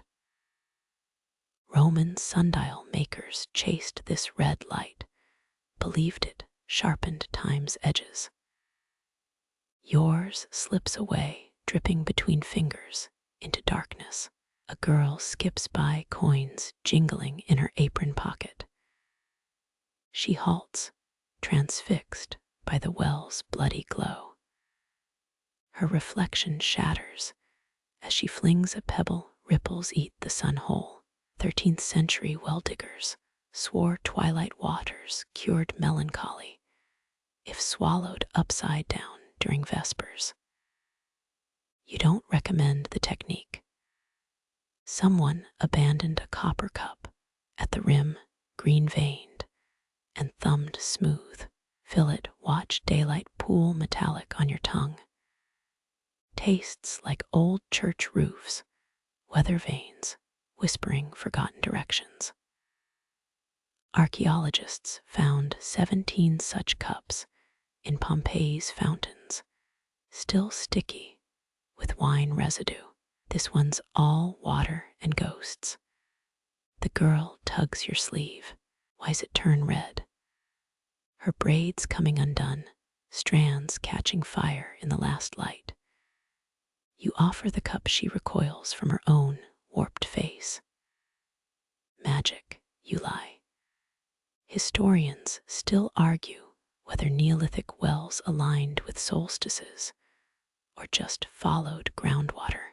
Both answers feel inadequate now. Shadows swallow the square market smells, fading into night's musk. Lean closer. The water's skin still pulses faintly. You half reach for rubies, nails scraping the surface like flint on steel. Pull back empty-handed. Always empty. Lanterns bloom across the square, their buttery glow mocking the well's dying theatrics. Carthage burned under skies this color, ash and embers rewriting maps. The girl's mother calls, sharp syllables clipping the magic. She flees, bare feet slapping stones older than empires.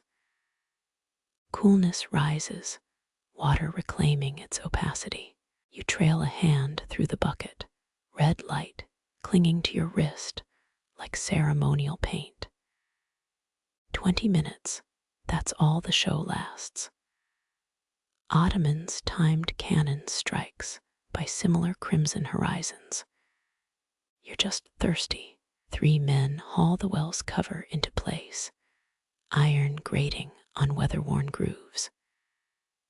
Through the grating's cross, a final glint winks up at the stars. Tomorrow's water will forget today's spectacle. Same molecules, different lies. Your sandals scuff the well's base, kicking up dust that never settles. Sundown artisans pack their wares, dyes, and spices, retreating into leather pouches. Only The beggar remains his mat, already rolled tight against the damp. He knows better than to trust ruby-colored promises. The moon shoulders over rooftops, pale interloper, stealing the well's audience.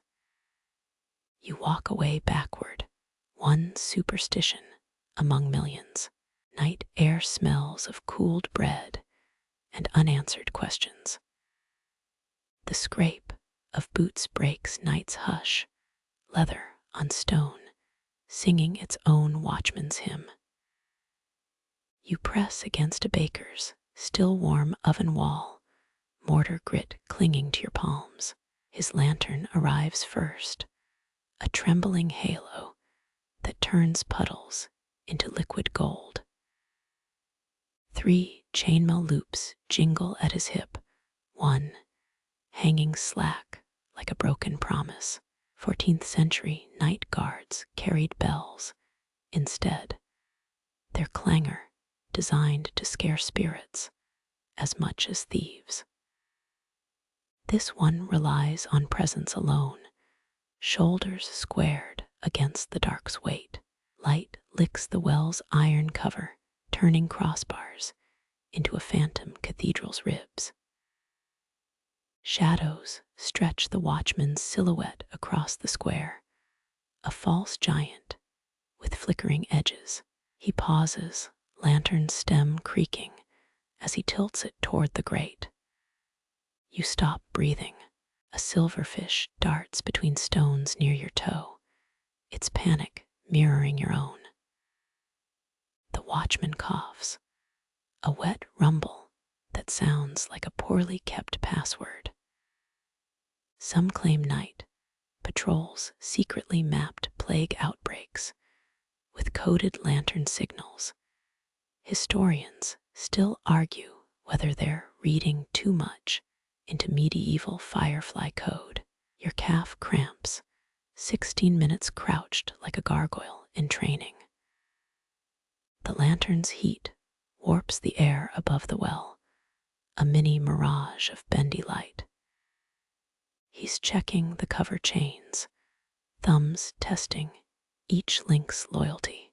Night watchmen once earned extra coin dowsing witches, 20 silver pieces per drowned innocence. You count his movements, 4 tugs, 3 nods, a grunt. Wind sneaks down your collar, a chilly prankster with excellent aim. The watchman's beard catches a spark from his lamp, golden filaments flaring like fuse wire. 10th century Persian guards greased their beards against such mishaps, fat-soaked vanity against open flames. You stifle a snort, it echoes anyway.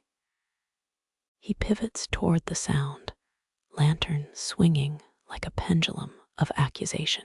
Light floods your hiding spot, exposing cobwebs, and one very still lizard. Your heartbeat thunders, a medieval drum section trapped in a ribcage.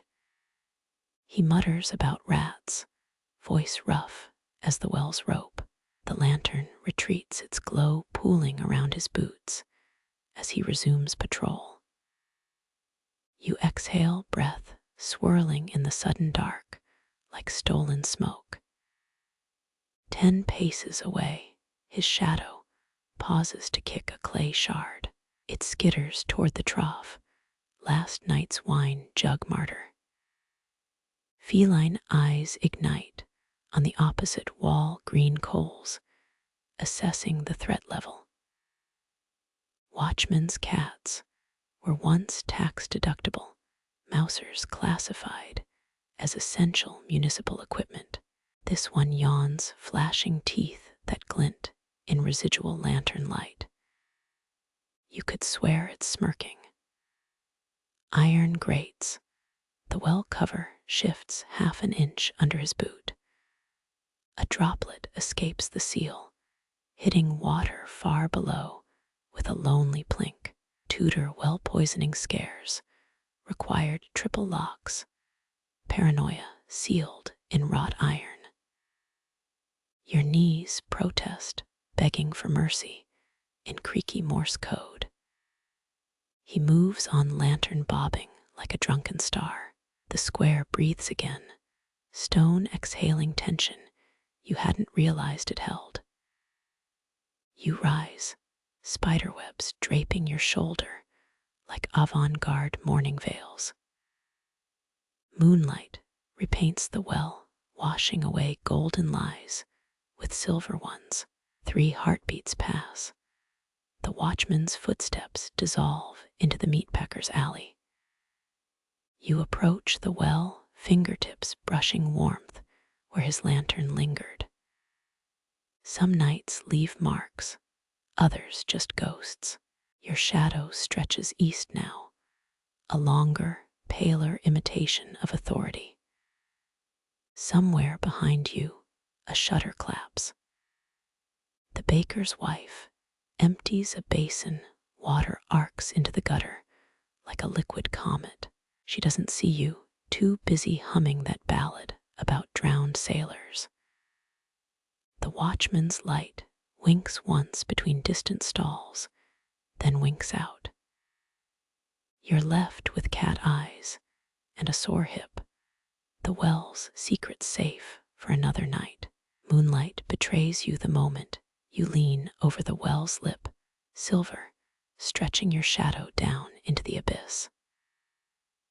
The water holds a funhouse mirror version of night sky, cratered and warped like melted coinage. You shift, the moon's face stretches sideways, a lactescent taffy pull between stone walls. 3 bubbles rise, old air escaping some fissure in the earth's throat. The Romans believed wells mirrored the moon's underworld palace, a realm where reflections ruled. You half expect your upside-down self to blink back. Pale light glazes your knuckles, ivory, puppeteer strings reaching for liquid silver. A nightjar's cry startles you, nails skitter against stone. The reflection shivers, moon shards scatter like a fleeing minnow army.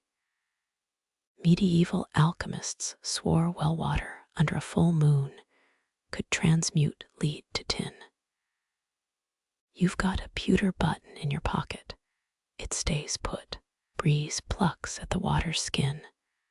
The moon elongates into a wobbling obelisk. 9th century Arab astronomers mapped lunar cycles using well depths as crude measurement tubes. Their calculations missed by 3 days, blamed on jinn interference in the plumb line. Your nose drips, a perfect bull's on Cellini's distorted cheek. The ripples calm, revealing a dozen fractured moons now orbiting the dark. Some Siberian tribes froze well water to capture moon fragments, winter's ice sawing through celestial theft. You drag a finger through the cold. It parts like mercury, sliced by obsidian. Crickets pause as your sleeve disturbs the surface. Water chuckles at your vandalism. Historians still argue whether Celtic moonwells were holy sites or primitive telescopes. You're leaning toward the latter. This stone cylinder frames the sky like a giant spyglass. A cloud ambushes the moon. The well plunges into oil-slick blackness. Your right foot remembers last week's missing cobblestone. Toes curl in anticipatory regret. 13 seconds pass. You count them via rabbit pulse in your ears.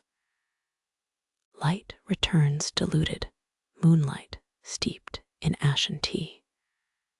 Something glints at the well's far wall, a mosaic fragment noonday drinkers never see. Byzantine tesserae wink up glass, and gold, resisting 8 centuries of algae. You try recalling Empress Theodora's eye color. Wasn't that in the Secret Merchant's Chronicle? The shard offers no answers, just a winking cheek of stained glass. Bats flit overhead, their shadows etch brief runes across the water. A 1543 broadsheet claimed lycanthropes, transformed using well moonlight instead of full moons. Controversial. Until witchfinders drowned the author. Your thumbnail picks mortar from the coping, flicking it into the dark. 4 stories down, water accepts your offering with a wet asterisk. Ottomans believed wells swallowed moonlight to grow luminous pearls in their depths. You squint, nothing glows, but phosphorus algae's sickly green constellations. Knees protest as you rise, the moon's twin recast in your absence. That striped cat reappears, perched on the far wall licking a paw. Its tongue rasps like parchment, being scraped clean. Alexandrian librarians supposedly trained cats to retrieve dropped scrolls from wells. Historians still argue whether this explains mummified felines in reservoir ruins. The beast stares, golden eyes holding more secrets than the water below. Your reflection blinks first. The striped cat arches its back, a bristling question mark against moon-washed stones. Your retreating footsteps falter as wood clatters against stone, a wine jug rolling across cobbles. The drunkard sways like a ship's mast in high wind, one hand crucified against the trough's edge. That's not what they say. He slurs to the water, vowels dissolving like sugar lumps in tea. His breath smells of fermented figs and regret. 18th century Parisian. Taverns kept complaint wells, where patrons could whisper sins into a hollowed keg. Historians still argue whether it was therapy or early data collection. This man needs neither. His secrets spill freely, baptized in cheap date wine. Told the mule ate the rent money. A hiccup sabotages the lie. He fumbles at his belt. Something plops into the water with a glugging sigh. Ottoman beggars supposedly dropped breadcrumbs into wells for each transgression. The fish beneath acting as scaly confessors. The drunkards offering sinks faster than piety. Moonlight catches his cheek wet trails, converging at a quivering chin. His index finger stabs the air, accusing constellations only he can see. 3 months, wages down the tannery drain 3. The number echoes off mossy stones, a hollow multiplication.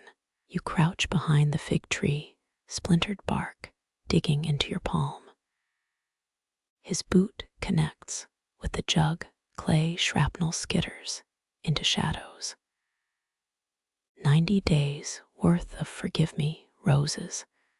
A sob hijacks the sentence. Dutch tulip merchants during bubble years really did drown unsold stock in canals. Economic heartbreak, sinking petal by petal.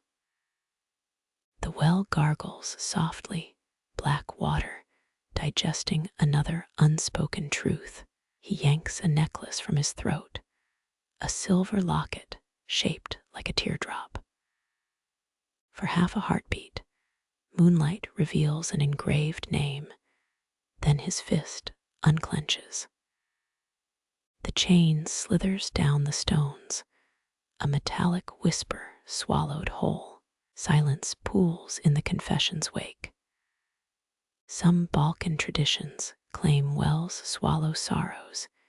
If you gift them metal, the heavier the object, the lighter the soul. His shoulders slump, whether from relief or exhaustion. Even the crickets hold their verdict. A night breeze plucks at his tunic, exposing a livid scar across his collarbone. Medieval surgeons used well water and honey to clean wounds. A practice modern labs confirmed kills bacteria faster than vinegar. The man scratches the healed tissue absently, nails leaving white trails on sun-leathered skin. The striped cat reappears, rubbing against his shin like a furloughed priest. He flinches at the contact, bottle green eyes meeting feline gold. You tellin' me to jump, eh? The joke curdles in the air. He sways toward the well's mouth, your muscles tense. Then he laughs, a sound like a rusted hinge, surrendering to gravity. Nah, she'd make me fetch it back. He pats the coping stone twice, a debtor's promise.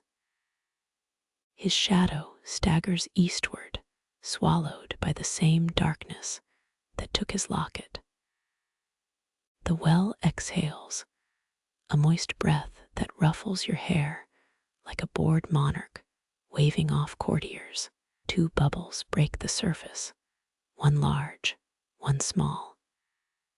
In Qing dynasty wells, such pairs symbolized reconciled lovers in the afterlife. You resist the urge to check for spectral handholds. The cat leaps onto the trough, lapping at wine-drenched stones with a disapproving tongue. Dawn lingers beyond the horizon, patient as a tailor waiting to mend the night's rips. Your knees protest as you stand each creak harmonizing with the retreating shuffle of broken boots on cobblestones. The well keeps his secrets the way deserts keep footprints, briefly. Then, with absolute finality, your shadow stretches toward the well's base, a liquid silhouette blending with centuries of stains. Something green twitches on the 9th stone, a gecko frozen mid-scuttle, belly pressed to sun-warmed rock. Its chest pumps like a bellows fueling panic, jade scales catching light like Roman glass shards in an archaeologist's tray. Egyptian temples once kept geckos as sacred pest control, their darting tongues safeguarding grain stores and holy scrolls. This one's throat pulses vermilion, a living brooch pinned to the well's weathered cheek. You hold your breath, the scratch of your sandal against grit sounds, cannon loud in the hush. It vanishes, a green streak dissolving into mortar cracks older than the Magna Carta. Renaissance apothecaries crushed gecko tails into truth serum tonics, though most victims just vomited colorfully. Your knuckle brushes the stone where it clung, warmth lingering like a phantom touch. 3 ants march through the gap it escaped into tiny sentries patrolling borders between eras. A vendor's laugh cracks the morning. The gecko's head pops back out, rotating like a sundial gnomon. Historians still argue whether Carthaginian merchants smuggled jewels in live geckos' mouths during naval blockades. You mirror its frozen stance, knees, complaining about the cobblestone imprint they're acquiring. Across the square, a potter's wheel winds, Its rhythm syncs with the lizard's pulse visible beneath paper-thin skin. The gecko flicks its tongue, capturing a midge you never saw. Some Amazonian tribes consider this click the sound of stars being born. You file that, under unlikely but poetic sunlight shifts, the shadow beneath the well's rim deepens into a void. Your tiny companion senses the change, first diving into limestone strata. As a donkey's bray rips the air, you rise, half expecting your knees to creak in medieval Latin. The ninth stone feels denser than its neighbors, maybe from all the secrets pressed into its pores. A girl skips past, trailing a willow switch through dust. Her shadow temporarily mends the gecko-shaped absence. At the fig stall, old Miriam swears she's seen geckos emerge silver after drinking moonlight. Her wrinkled finger taps the pricing slate. They're just hunting roaches. But let an old woman dream. You buy a fig split by summer heat, its seeds spilling like microchip components. Back at the well, a new gecko materializes. Or is it the same one? Its tail lacks the kink you memorized. Ottoman astronomers plotted constellations between lizard-shaped freckles on lovers' shoulders. Or so claimed a rather drunk poet at last winter's festival. You smear fig juice on the coping stone, an offering or experiment. The gecko licks its eye instead, disappearing before you can ask which century taught it that trick. The parchment hits the water's skin with a slap, ripples radiating like a panicked heartbeat made visible. It floats for half a breath, inked lines bleeding into illegibility before the well's throat swallows it whole. You count 7 seconds before the faint glug echoes up, the exact time it took Emperor Hadrian's couriers to relay a message between watchtowers. A girl tugs your sleeve, her fingers sticky with apricot jam, who sends letters to a hole. Her question hangs between innocence and ancient truth. You consider explaining the Roman cursus publicus, their IMPERI, a L Chinese letter system that could move words faster than spring floods. Instead, you nod to the gecko's crack. Same ones who write on dry leaves before the monsoon. Night settles its weight across the square. Oil lamps bloom like premature stars. The well's darkness thickens into something that repels light. Renaissance spies once hollowed goose quills to smuggle maps. You wonder if this scroll carried battle plans or baker's accounts.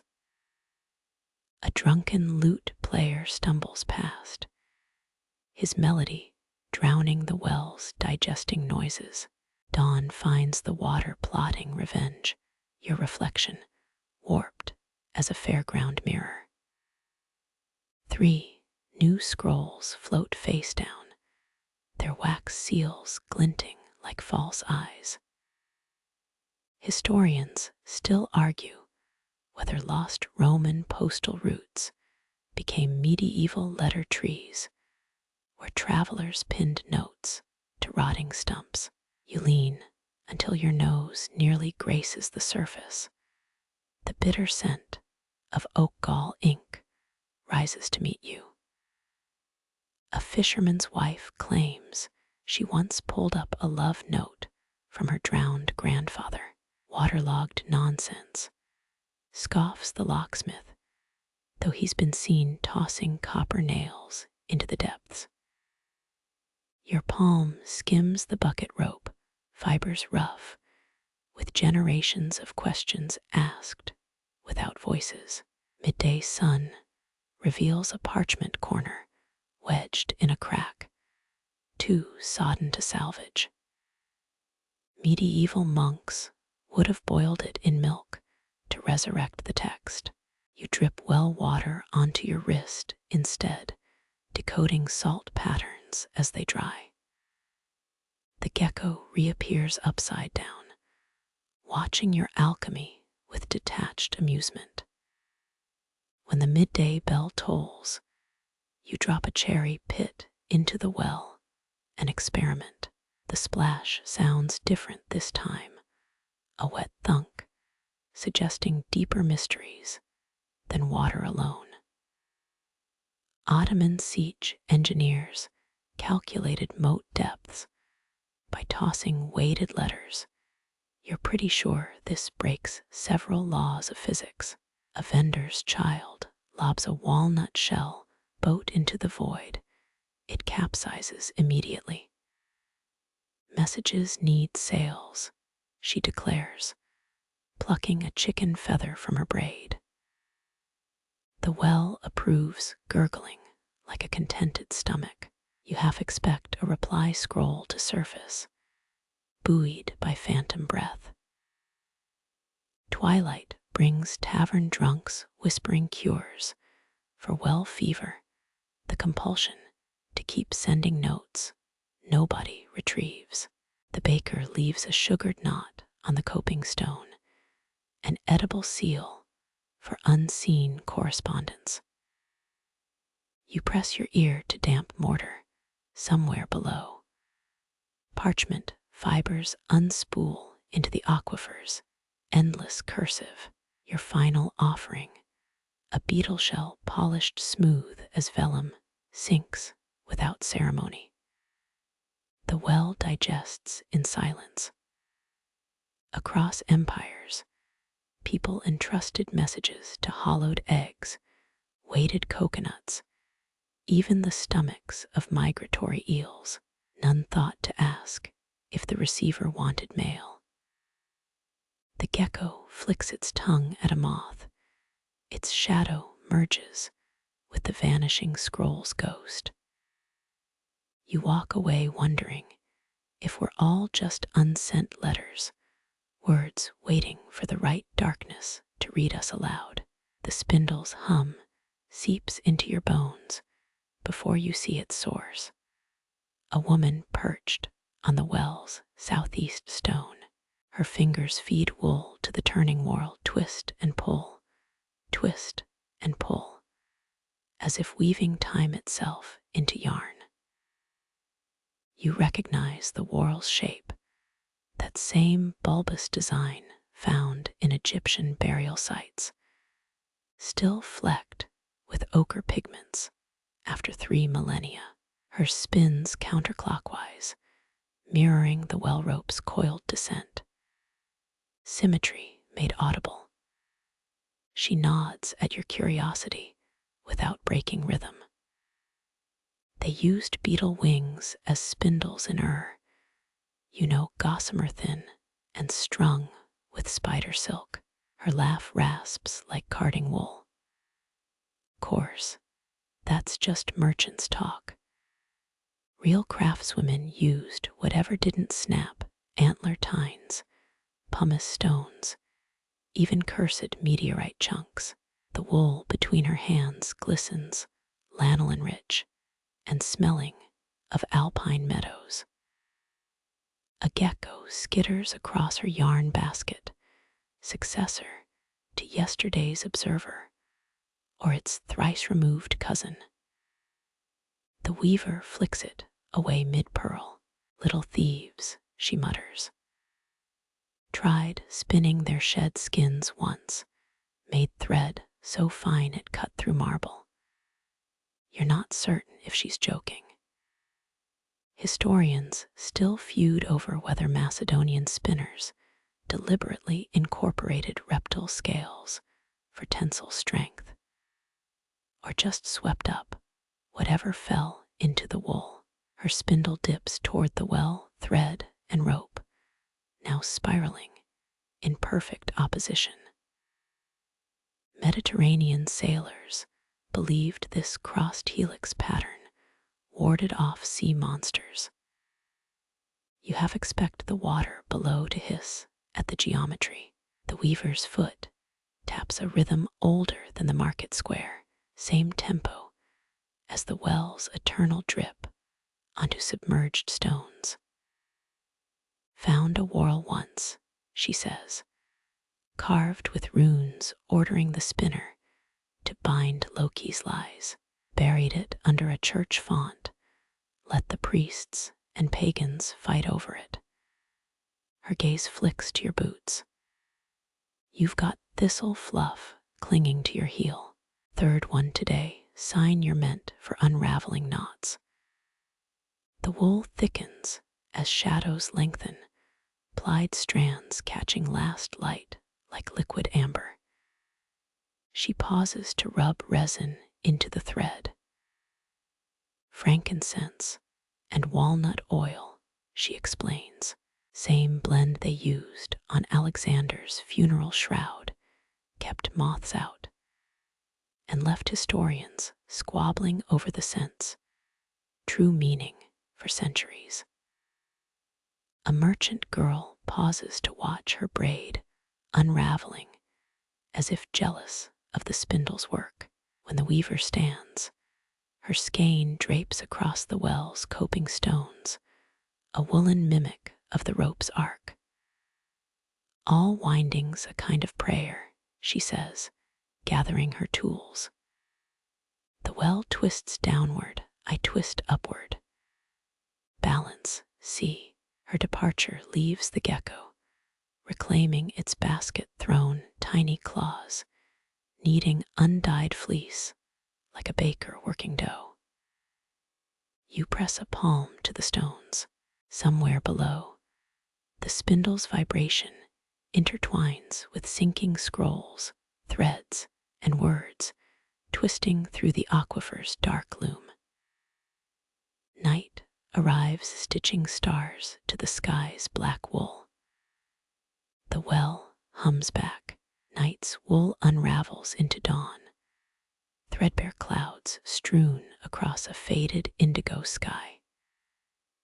You're picking resin from your nails, last remnant of the weaver's handiwork, when small sandals slap against stone.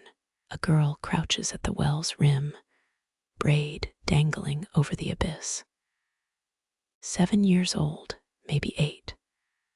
Her question hits the water before any coin. Where does it all go? You glance at the bucket, still damp from yesterday's haul.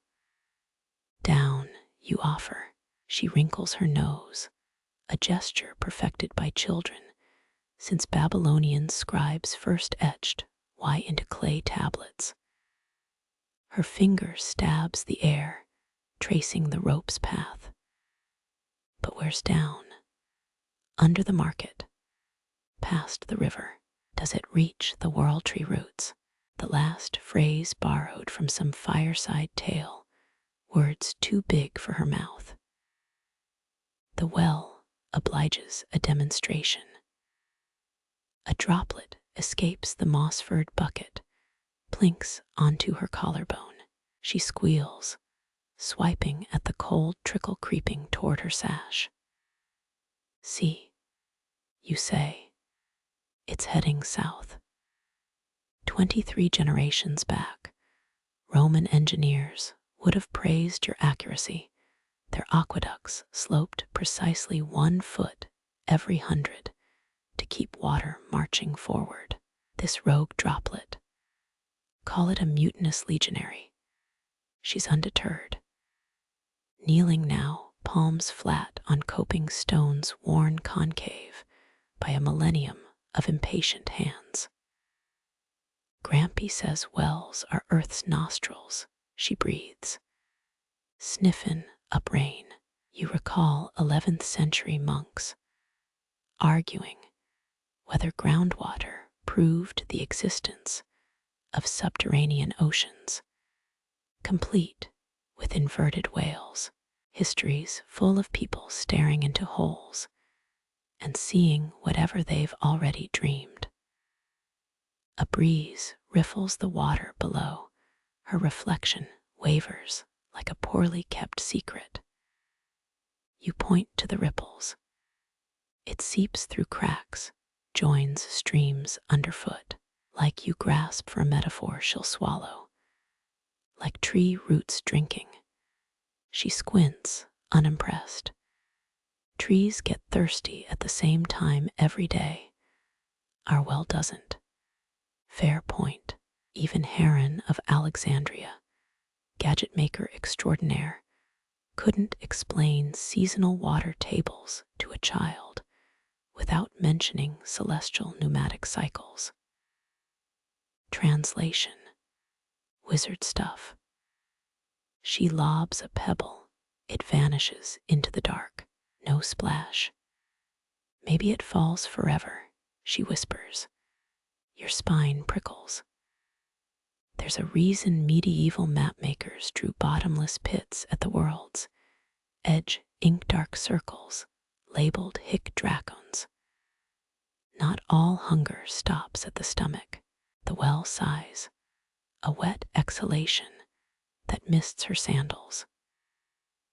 Historians still bicker over whether ancient well-diggers genuinely believed in underworld portals or just liked scaring apprentices. You're about to noodle something about sedimentary rock when she cuts you off. What if it goes up? She flaps her arms, mimicking a bird's jerky ascent. Evaporation. The word bursts out half-baked but triumphant. You grin, close enough. The droplet now soaks her sash. She's too fixated on the well to notice. Sun lifts water, wind carries it, clouds get fat, then boom. You flick her braid. Rain.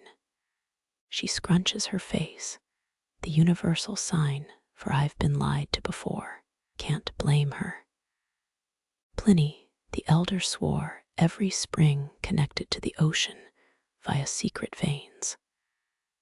For a guy eaten by a volcano, he had some questionable opinions. The well rope creaks, its shadow a meandering crack across her outstretched arm. So she pokes your knee. Where's your water go? You blink. Baths. Sweat. The half-remembered kiss that left your mouth Sahara dry last summer. Before you can answer, she gasps. The droplets reached her waistband, sneaky little envoy from the deep, ankle you warn. But she's already rolling up her leggings, prepared to outrun Poseidon's laziest minion. Her toe taps the ground where the gecko vanished yesterday. There's a crack, sure enough, thin as a hairline fracture in a soprano's high C. She kneels, cheek pressed to cobbles. It's singing. Imagination or actual seepage? Hard to tell. The Cluny Abbey's well reportedly sang hymns. Whenever it flooded, monks took it as divine review of their choir. Sunlight hits the water's surface, projecting a quivering coin of light onto her forehead. Look, she scrambles up, pointing at the shimmer. My third eye. You don't mention 7th century Sufis using well reflections for hydromancy, divination by liquid light. Some stones are better left unturned. She's pacing now tiny philosopher queen holding court between well and fig tree, so the water goes down, then up, then down again. That's just recommencing. You bite your tongue. Her logic holds more water than Anaximander's theory of celestial rings. A clay cup sits abandoned by the trough, left by the midnight drunkard or perhaps a dehydrated pigeon. She snatches it, dips it into the bucket. If I drink it, she glugs, now it's in me. A beat, but later, the great loop. Overhead, a shadow glides, stork or memory. You choose pragmatism. You'll pee, she chokes, laughter spraying water. The droplet now at her ankle joins the cobblestone network below. But what if I don't? She gasps, tears in her eyes. What if I hold it forever? The horror of a 7-year-old faced with cosmic responsibility. You pluck the cup from her hands. Then you'll swell up like a raisin cake, pop, and water the entire market square. Justice. She clutches her stomach, giggling. The Macedonian baker, 3 stalls over, pauses his kneading, eyeing you with gentle concern. Sun climbs higher. Shadows retreat to the well's throat, her abandoned cup already baking dry. She traces the rim's ancient chip. Where do the cups go? And pebbles. And that scroll from yesterday. A crow swoops low, its caw the only answer. Some secrets even wells outgrow. Lightning forks the sky, a cobweb of ruptured veins. You're the only fool braving the square, hood plastered to your skull. Sandals slurping mud. Thunder rolls in like a drunk titan, knocking over furniture. The well's usual drip-drip crescendos into a liquid roar, black water vomited over mossy stones. 16th century Londoners would have called this a dragon storm. Believed downpours happened when celestial serpents slithered through rain clouds. You're no mystic, but when the third lightning flash silhouettes the crow's nest atop the fig tree, let's just say you cross yourself with the hand, not clutching your slipping hood. The well's overflow carves new rivers through the square. A merchant's awning collapses, silk drowning in the deluge. You wade toward the vortex, boots skidding on uprooted cobbles. Like Heron's hydraulic fountain, you mutter, referencing that ancient engineers' water-powered marvels, except this isn't Alexandria, and no amount of steam-powered bird statues could have predicted tonight's aquatic tantrum. Kneeling at the flooded rim, you plunge both hands into the churn, cold bites through your sleeves, arm hair streaming like seaweed. When Venetian engineers built their lagoon city, they used timber pilings sunk into saline mud. You wonder if the well's builders similarly understood this dance between stone and liquid hunger. A rogue wave slaps your chin. You come up sputtering, tasting iron and decay. Somewhere below lies last week's dropped apricot pit, the drunkard's lute string, perhaps even that child's bronze wish coin. Historians still argue whether Roman lead pipes poisoned emperors or just gave them really good water pressure. Tonight, you'd kill for either. The trough overflows, its cracked clay lip now a mini Niagara. You cup runoff between numb palms. It struggles against your grip, a liquid hair trying to bolt. Easy, you soothe, though it's unclear who needs calming. 16th century nuns in Malta reportedly preserved holy water by bottling storm overflows, considered them angels, tears. This feels more like demon spit. Lightning again, staccato bursts illuminating the square's drowned anatomy. There's the potter's stall, his wares bobbing like drunken ducks. The baker's table floats past at a 45-degree angle, mocking everyone who called his sourdough too dense. You laugh, a manic bark swallowed by rainfall. Rain drills your spine. The well's mouth widens a yawn that could swallow carts whole. You recall Moorish legends of jinn trapped in desert wells during droughts. If any spirit's howling in this watery prison, it's absolutely pissed about the mandatory overtime. A shape glints in the churn.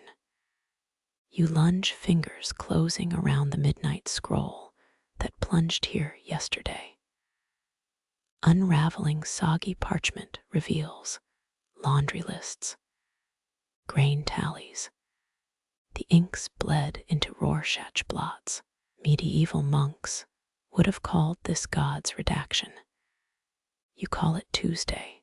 The storm peaks, rain so thick you inhale it sideways. Centuries ago, Ottoman engineers installed the first rooftop drainage chains in Istanbul, metal links to tame torrents into decorative arcs. Here, the gutter vomits straight onto your left boot. Progress, thy name is selective. Your knees give out. You slump against the trough, backpack momentarily buoyant. The child's voice haunts your waterlogged ears. Where does it all go? Some slips through soil to kiss buried roots. Some becomes the drunkard's tomorrow morning pee. Most just moves. 3 streets away, the river chews through its banks, an engorged serpent. You picture tomorrow's bakers kneading flood silt into dough. Claims of marble-rye texture sold at double price. Economics 101 for market squares. Disaster plus dry humor equals profit. Dawn's first smear grays the east. The well gurgles, spent but smug. You peel a soaked boot from your foot. A pebble rolls out, the same one pressed into yesterday's new crack. Time's conveyor belt loops endlessly. Drip, drip, drip. The baker's shadow stretches long across flooded cobbles, a charcoal smear against dawn's first gold. He carries the loaf like a swaddled babe, thick sourdough crust dented by last night's raindrops. You watch from the fig tree's skeleton as he sets it by the trough, a ritual defying both mold and logic. Medieval bakers risked ear amputation for selling underweight bread, hence the term baker's dozen. This loaf could feed 3 families, yet he abandons it to the elements. His calloused fingers brush the well rim, a touch lighter than the morning mist. By noon, the offering's gone. Only crumbs remain, a spiraling trail toward the drain. You crouch to inspect the pattern. Ants march single file, each carrying a crumb like a feudal banner. Archaeologists once found petrified bread in Pompeii's sewers, carbonized final meals still clenched in skeletal fists. Today's crumbs won't fossilize, too busy being devoured by beetles with armor-plated jaws. The drain gargles, a wet chuckle. You recall Byzantine water clocks using bronze floats to mark time. This one measures hours in dissolving carbohydrates. A crumb bobs in the current, dancing the same jig as Cleopatra's lost emerald earring. Historians still argue whether Roman aqueducts carried bread shipments or just wine and entitlement. Wind riffles the trough's murky surface. Your reflection wavers, a funhouse mirror version of last night's drowned rat. 14th century alchemists insisted fermented dough could predict storms, claiming bubbles revealed heaven's temper. Should have asked yesterday's deluge to RSVP. Sunlight glints off the well's new crack, your pebble still wedged like a dental filling. The baker's vanished, but his scent lingers, charcoal smoke and regret. Renaissance bakers often burned their thumbs to test oven temperatures, voluntary blisters for perfect crusts. Guess some trades never outgrow their masochism. Doves descend, wings clapping like distant applause. They peck at phantom crumbs with military precision. In Coventry's medieval market, feeding doves was considered bad luck. Their coins supposedly soured milk. These birds seem more interested in carb loading than dairy sabotage. The drain swallows the last crumb. You half expect to belch. Ottoman street vendors sold storm-bred loaves weighted with pebbles to withstand winds. Today's offering chose dissolution over defiance. Can't blame it, you too dream of shedding your crust occasionally. Heat shimmers rise from the stones. The ants retreat, their treasure secured. Somewhere, a cellar rat feasts like a sultan. Medieval Parisians believed bread could absorb plague miasmas, hung moldy loaves as antimicrobial decor. Modern science says nope, but old habits cling like dough to a kneading board. Your stomach growls, a feral twin to the drain's gurgle. The baker's window slams shut across the square. His silhouette lingers behind grease-smeared glass, a blur of flour and unease. You pocket a pebble from the trough, prepayment for next time the well cracks open.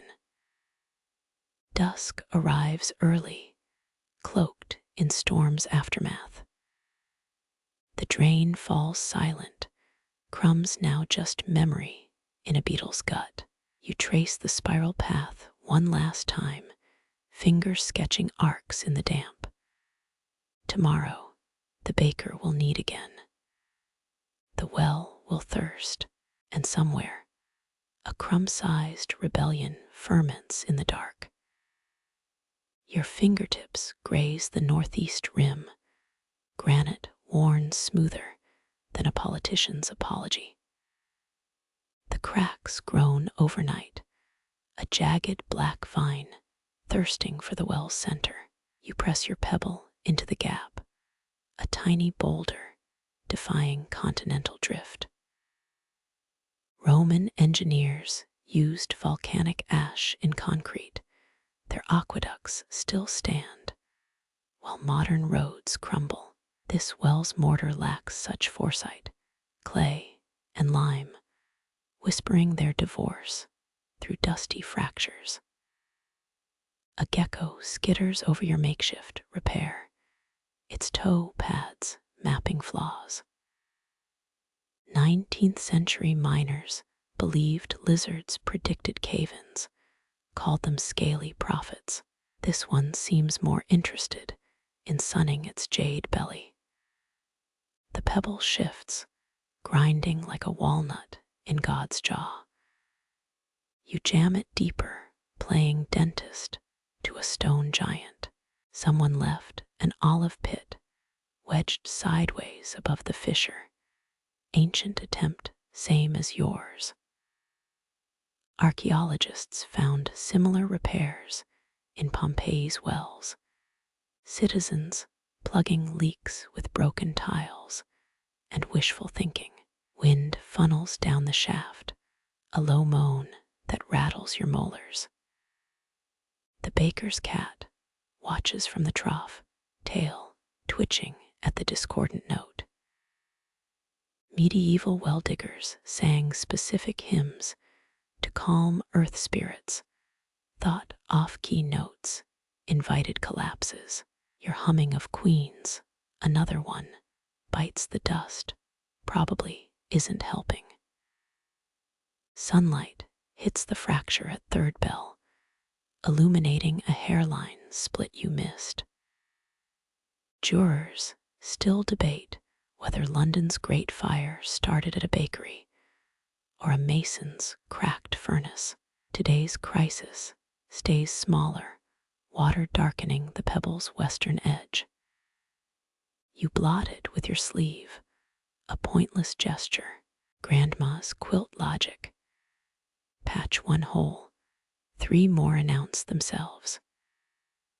The locksmith pauses mid-stride, keys jangling like a drunkard's chuckle.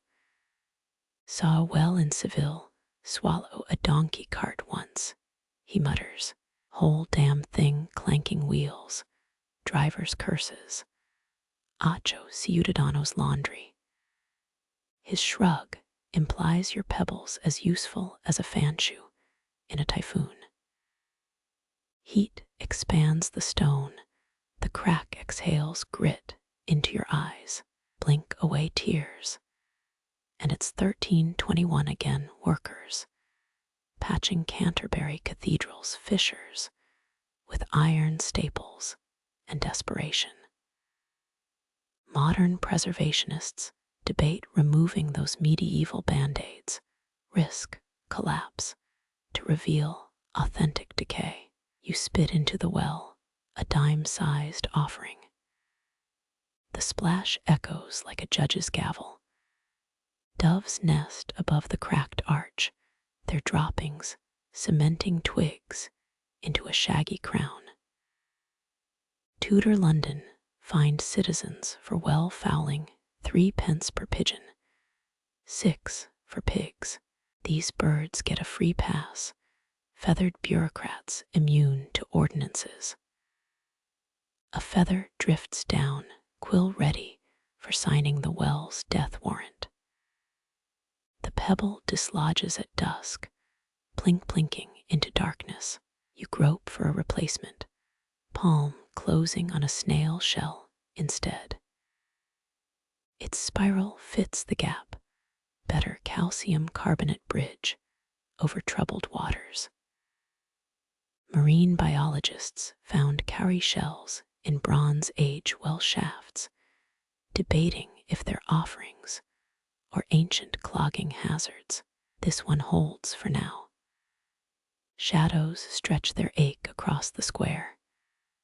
The gecko returns, snout testing your shell patch.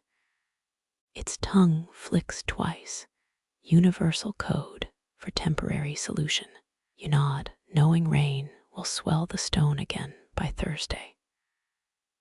Mayan engineers built cenote staircases that shifted with the wet seasons, living in harmony with limestone's fickle moods. We just keep jamming in pebbles and calling it progress. Lanterns bloom like yellow mushrooms around the square. The crack vanishes in the gloom, secret kept between you and the well's insatiable hunger. Somewhere beneath your feet, the pebble sinks through cold water, joining generations of dropped coins, lost prayers, and other small surrenders. Her shadow crosses the well before she does a darkness that drinks the midday sun. You recognize those boots, cracked leather caked with yesterday's mud, from when their owner hesitated here at first light. No trembling now. She grips the rope with hands steadier than a tax collector's smile. Bronze buckets were status symbols in Constantinople. Commoners got clay, Nobles flaunted hammered copper. This one's just rotting wood and iron rivets. She draws it up anyway, muscles moving like a pulley system. She's rehearsed for decades. Historians still argue whether London's medieval sin-eaters ever used well water to cleanse cursed banquets.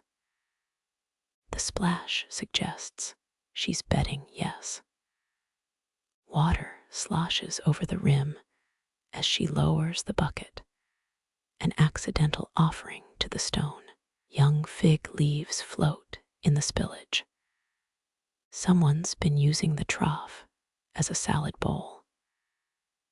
Drank from Julius Caesar's fountain once, a wool merchant told you last Tuesday. Tasted like rust and triumvirate propaganda. This liquid smells of moss and the inside of cathedrals. She cups her palms a chalice of calluses and faded henna. Gold flashes at her wrist. Ottoman women wore inscribed bangles as secret dowry ledgers, precious metals doubling as accounting devices. Her says ni harkenmaz in tilted script, not to be spent. The water ignores this command, sliding through her fingers like liquid tax evasion. 3 sips. 4. You count by the bob of her throat. Renaissance doctors prescribed well water in odd numbers. 69 gulps for gout. 71 for melancholy. She stops at 7. The well's surface stitches itself back together, a liquid lid sealing away whatever she left down there. Her sleeve brushes the snail shell patch, that calcium carbonate bandage holding the crack at bay. It holds. For now. 13th century, well witches claimed crushed shells guarded against waterborne sorrows. Modern geologists found mollusk fossils in Saxon-era well cores, still bickering over ritual versus coincidence. She doesn't seem to care either way. Wind plucks at her headscarf indigo fabric, fraying into the blue hour. It's the same shade Venetian glassmakers used for Azzurro goblets, cobalt smuggled from Persia under papal pardons. She reties it tighter. The scarf resists, one corner trailing like a beggar's afterthought. A coin winks up at you from the well's lip. New, but minted with that fake antique patina tourists adore. Vending M, a C-H-I-N-E, Chinese letter, Chinese letter, Chinese letter, would gagged 6th century Chinese emperors, executed coin counterfeiters, via paper-cut death. She kicks it in. No wish, just physics. The plink echoes twice, once in the shaft, once in your molars. Her departure leaves the rope swaying, a pendulum counting solitude. 17th century, well sweeps doubled as gallows for adulterers in Nuremberg. This one just twists, untangling itself in the afternoon draft. From the spice stall comes clove and cumin, spices that masked the stench of plague corpses in 1665. Your stomach growls anyway. Bees investigate the bucket's damp rim. Medieval beekeepers believed well water increased honey yield, poured libations before dawn. These ones seem unimpressed, buzzing off toward the potter's smashed urn. Someone's rebuilding it with pine pitch and stubbornness. You touch the spot where her palms pressed the stone. The warmth lingers, handprint in reverse. Archaeologists found similar thermal ghosts in Pompeii's baths, volcanic ash preserving where lovers leaned. This will fade by vespers. Already does. The well breathes out a dank sigh that stirs last week's fig leaves. She's halfway across the square now, past the cobbler, hammering soles like a town crier. He doesn't look up. Neither do you. 3 sips, 7, 71. The math of burdens halved, then quartered, then gone. Shadows pool around the base, liquid night seeping from mortar joints. You peer over the edge. Her face floats below, not a reflection, but yours. The water winks, offers no change. First light licks the well's east stones, same gold as yesterday, same as 10,000 yesterdays. That bird's cry splits the air again, sharp as a scribe's quill dipping into dawn. Or is it a new bird with old lungs? Doesn't matter. The well's moss grows in concentric circles, a stone iris watching epics blink. Egyptian water clocks dripped dawn rituals at Karnak, punctual as a pharaoh's heartbeat. This morning, time pools in the trough instead, minutes dissolving like honey in tea. You trail fingers through the chill, liquid slips through your grasp, Newton's laws laughing in archaic tongues. Someone left a thimble-sized olive boat adrift, miniature oars made from rosemary twigs. Cute, hopeless, a donkey brays 3 streets over sound, warped by humidity, into something almost orchestral. Venetian gondoliers allegedly serenaded public wells. For good tides, their ballads leaking into underground rivers. You hum half a fishing song. The well hums back, a resonance in your molars.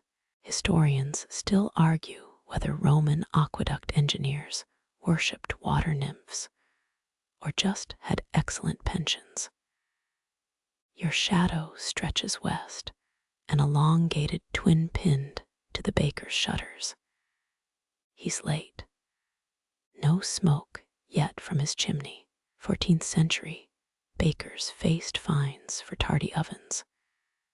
You scribble a pretend citation in the dust. The wind files it away. That cracked bowl from yesterday floats by well water sloshing over its jagged rim like an old joke retold. Last week's lilac petal clings to the side, translucent as a ghost's business card. Dip a pinky. Taste the dawn. It's all minerals and restless sparrows. 2 nuns pass with copper, urns charity or sacramental wine. Their hymns kick up yesterday's almond shells. Medieval convents doubled as breweries, holy libations for thirsty congregations. 1 nun nods to the well. You nod back. Protocol, apparently. A gecko executes a Olympic-worthy leap from stone 9 to stone 11. It freezes, tiny chest heaving. Byzantine emperors kept jeweled lizards as stress relievers. This one's resume. Champion hide-and-seek player, you award it a mental laurel wreath. The baker's shutters slam open, flour snowing onto the cobbles. His first loaf's crust glows like stolen sunlight. Pompeii's last bakers left carbonized loaves in ovens, volcanic preservatives. This one's steam writes fugitive poems in the air. Your stomach applauds. Light climbs. Heat follows, a slow predator with with velvet paws. Press your cheek to the well's damp shoulder. Coolness seeps into your cheekbone, ancient air from when the Nile was young. Carthaginian sailors supposedly mailed letters down wells, believing water carried words to the dead. The olive boat capsizes. Message received. 2 boys charge past, wooden swords clacking. Their laughter bounces off the well, acoustics sharper than an amphitheater's. Gladiator recruits trained with weighted buckets in Ostia's wells, arm muscles forged by liquid resistance. These warriors flee when a mother shouts, names dissolving into the hum. The indigo scarf reappears tangled in a merchant's cartwheel. Same dye that stained Genoese sailors' hands for weeks. It flutters, a surrender flag sans war. You unwind it. The fabric feels like regret and bay leaves. Noon crouches in the alley. The beggar arrives on schedule, mat unfurled with military precision. His cup meets water first. Always. Some claim London's medieval well kings demanded tribute from drinkers, extortion masquerading as guardianship. He drinks. So do you. The water tastes the same for both. Chickens scratch near the fig tree, claws ticking like broken clocks. An egg rolls into the trough. Ottomans believed well-cured eggs warded off gin. This one bobs, a fragile moon. You leave it floating. Let the well decide. Shadows retreat, puddled ink sucked back into its bottle. A woman washes her feet where vendors gutted fish yesterday. She sings, notes bending around the stones. Troubadours once drowned unwanted lyrics in wells. Hers lingers. Dust devils spin through the square miniature tornadoes of petal and grit. Lean into one. Feel it whisper through your hair. London's great fire started smaller. The breeze dies, carries away your what-ifs. Ants march along the well's rim, 6-legged pilgrims circling a liquid mecca. You redirect them with a cedar twig. 10th century monks trained beetles to patrol grain stores. These ants refuse conscription. Fair, the cat returns staring from the exact wall spot as yesterday. Or its cousin, or its ghost. Mummified felines guarded Nile grain silos. This one guards nothing, everything. You trade blinks.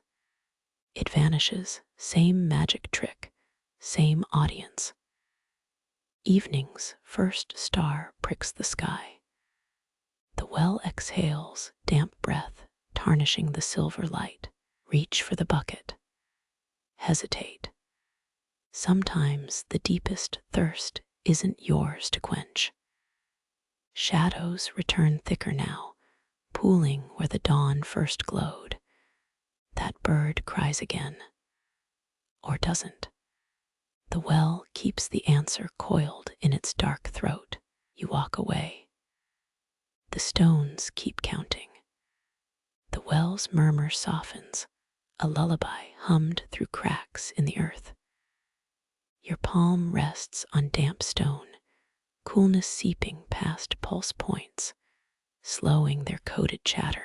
That bird's cry unravels into a sigh, feathers brushing the edge of hearing. Dawn's gold pales to ash-blonde light. You count breaths, 1 to the well's 3, an uneven waltz. Water still cradles the capsized olive boat, tiny mast, snapped, but floating. Let it drift. The Nile's olden kings drank from deeper darkness. Yet this trough holds the same sky. Splintered reflections blink up at you, fractured faces of mornings you'll never meet. Shadows pool thicker now, ink spilled by a steady hand. The baker's loaf lies halved on his sill, crust glowing faintly. A crumb falls.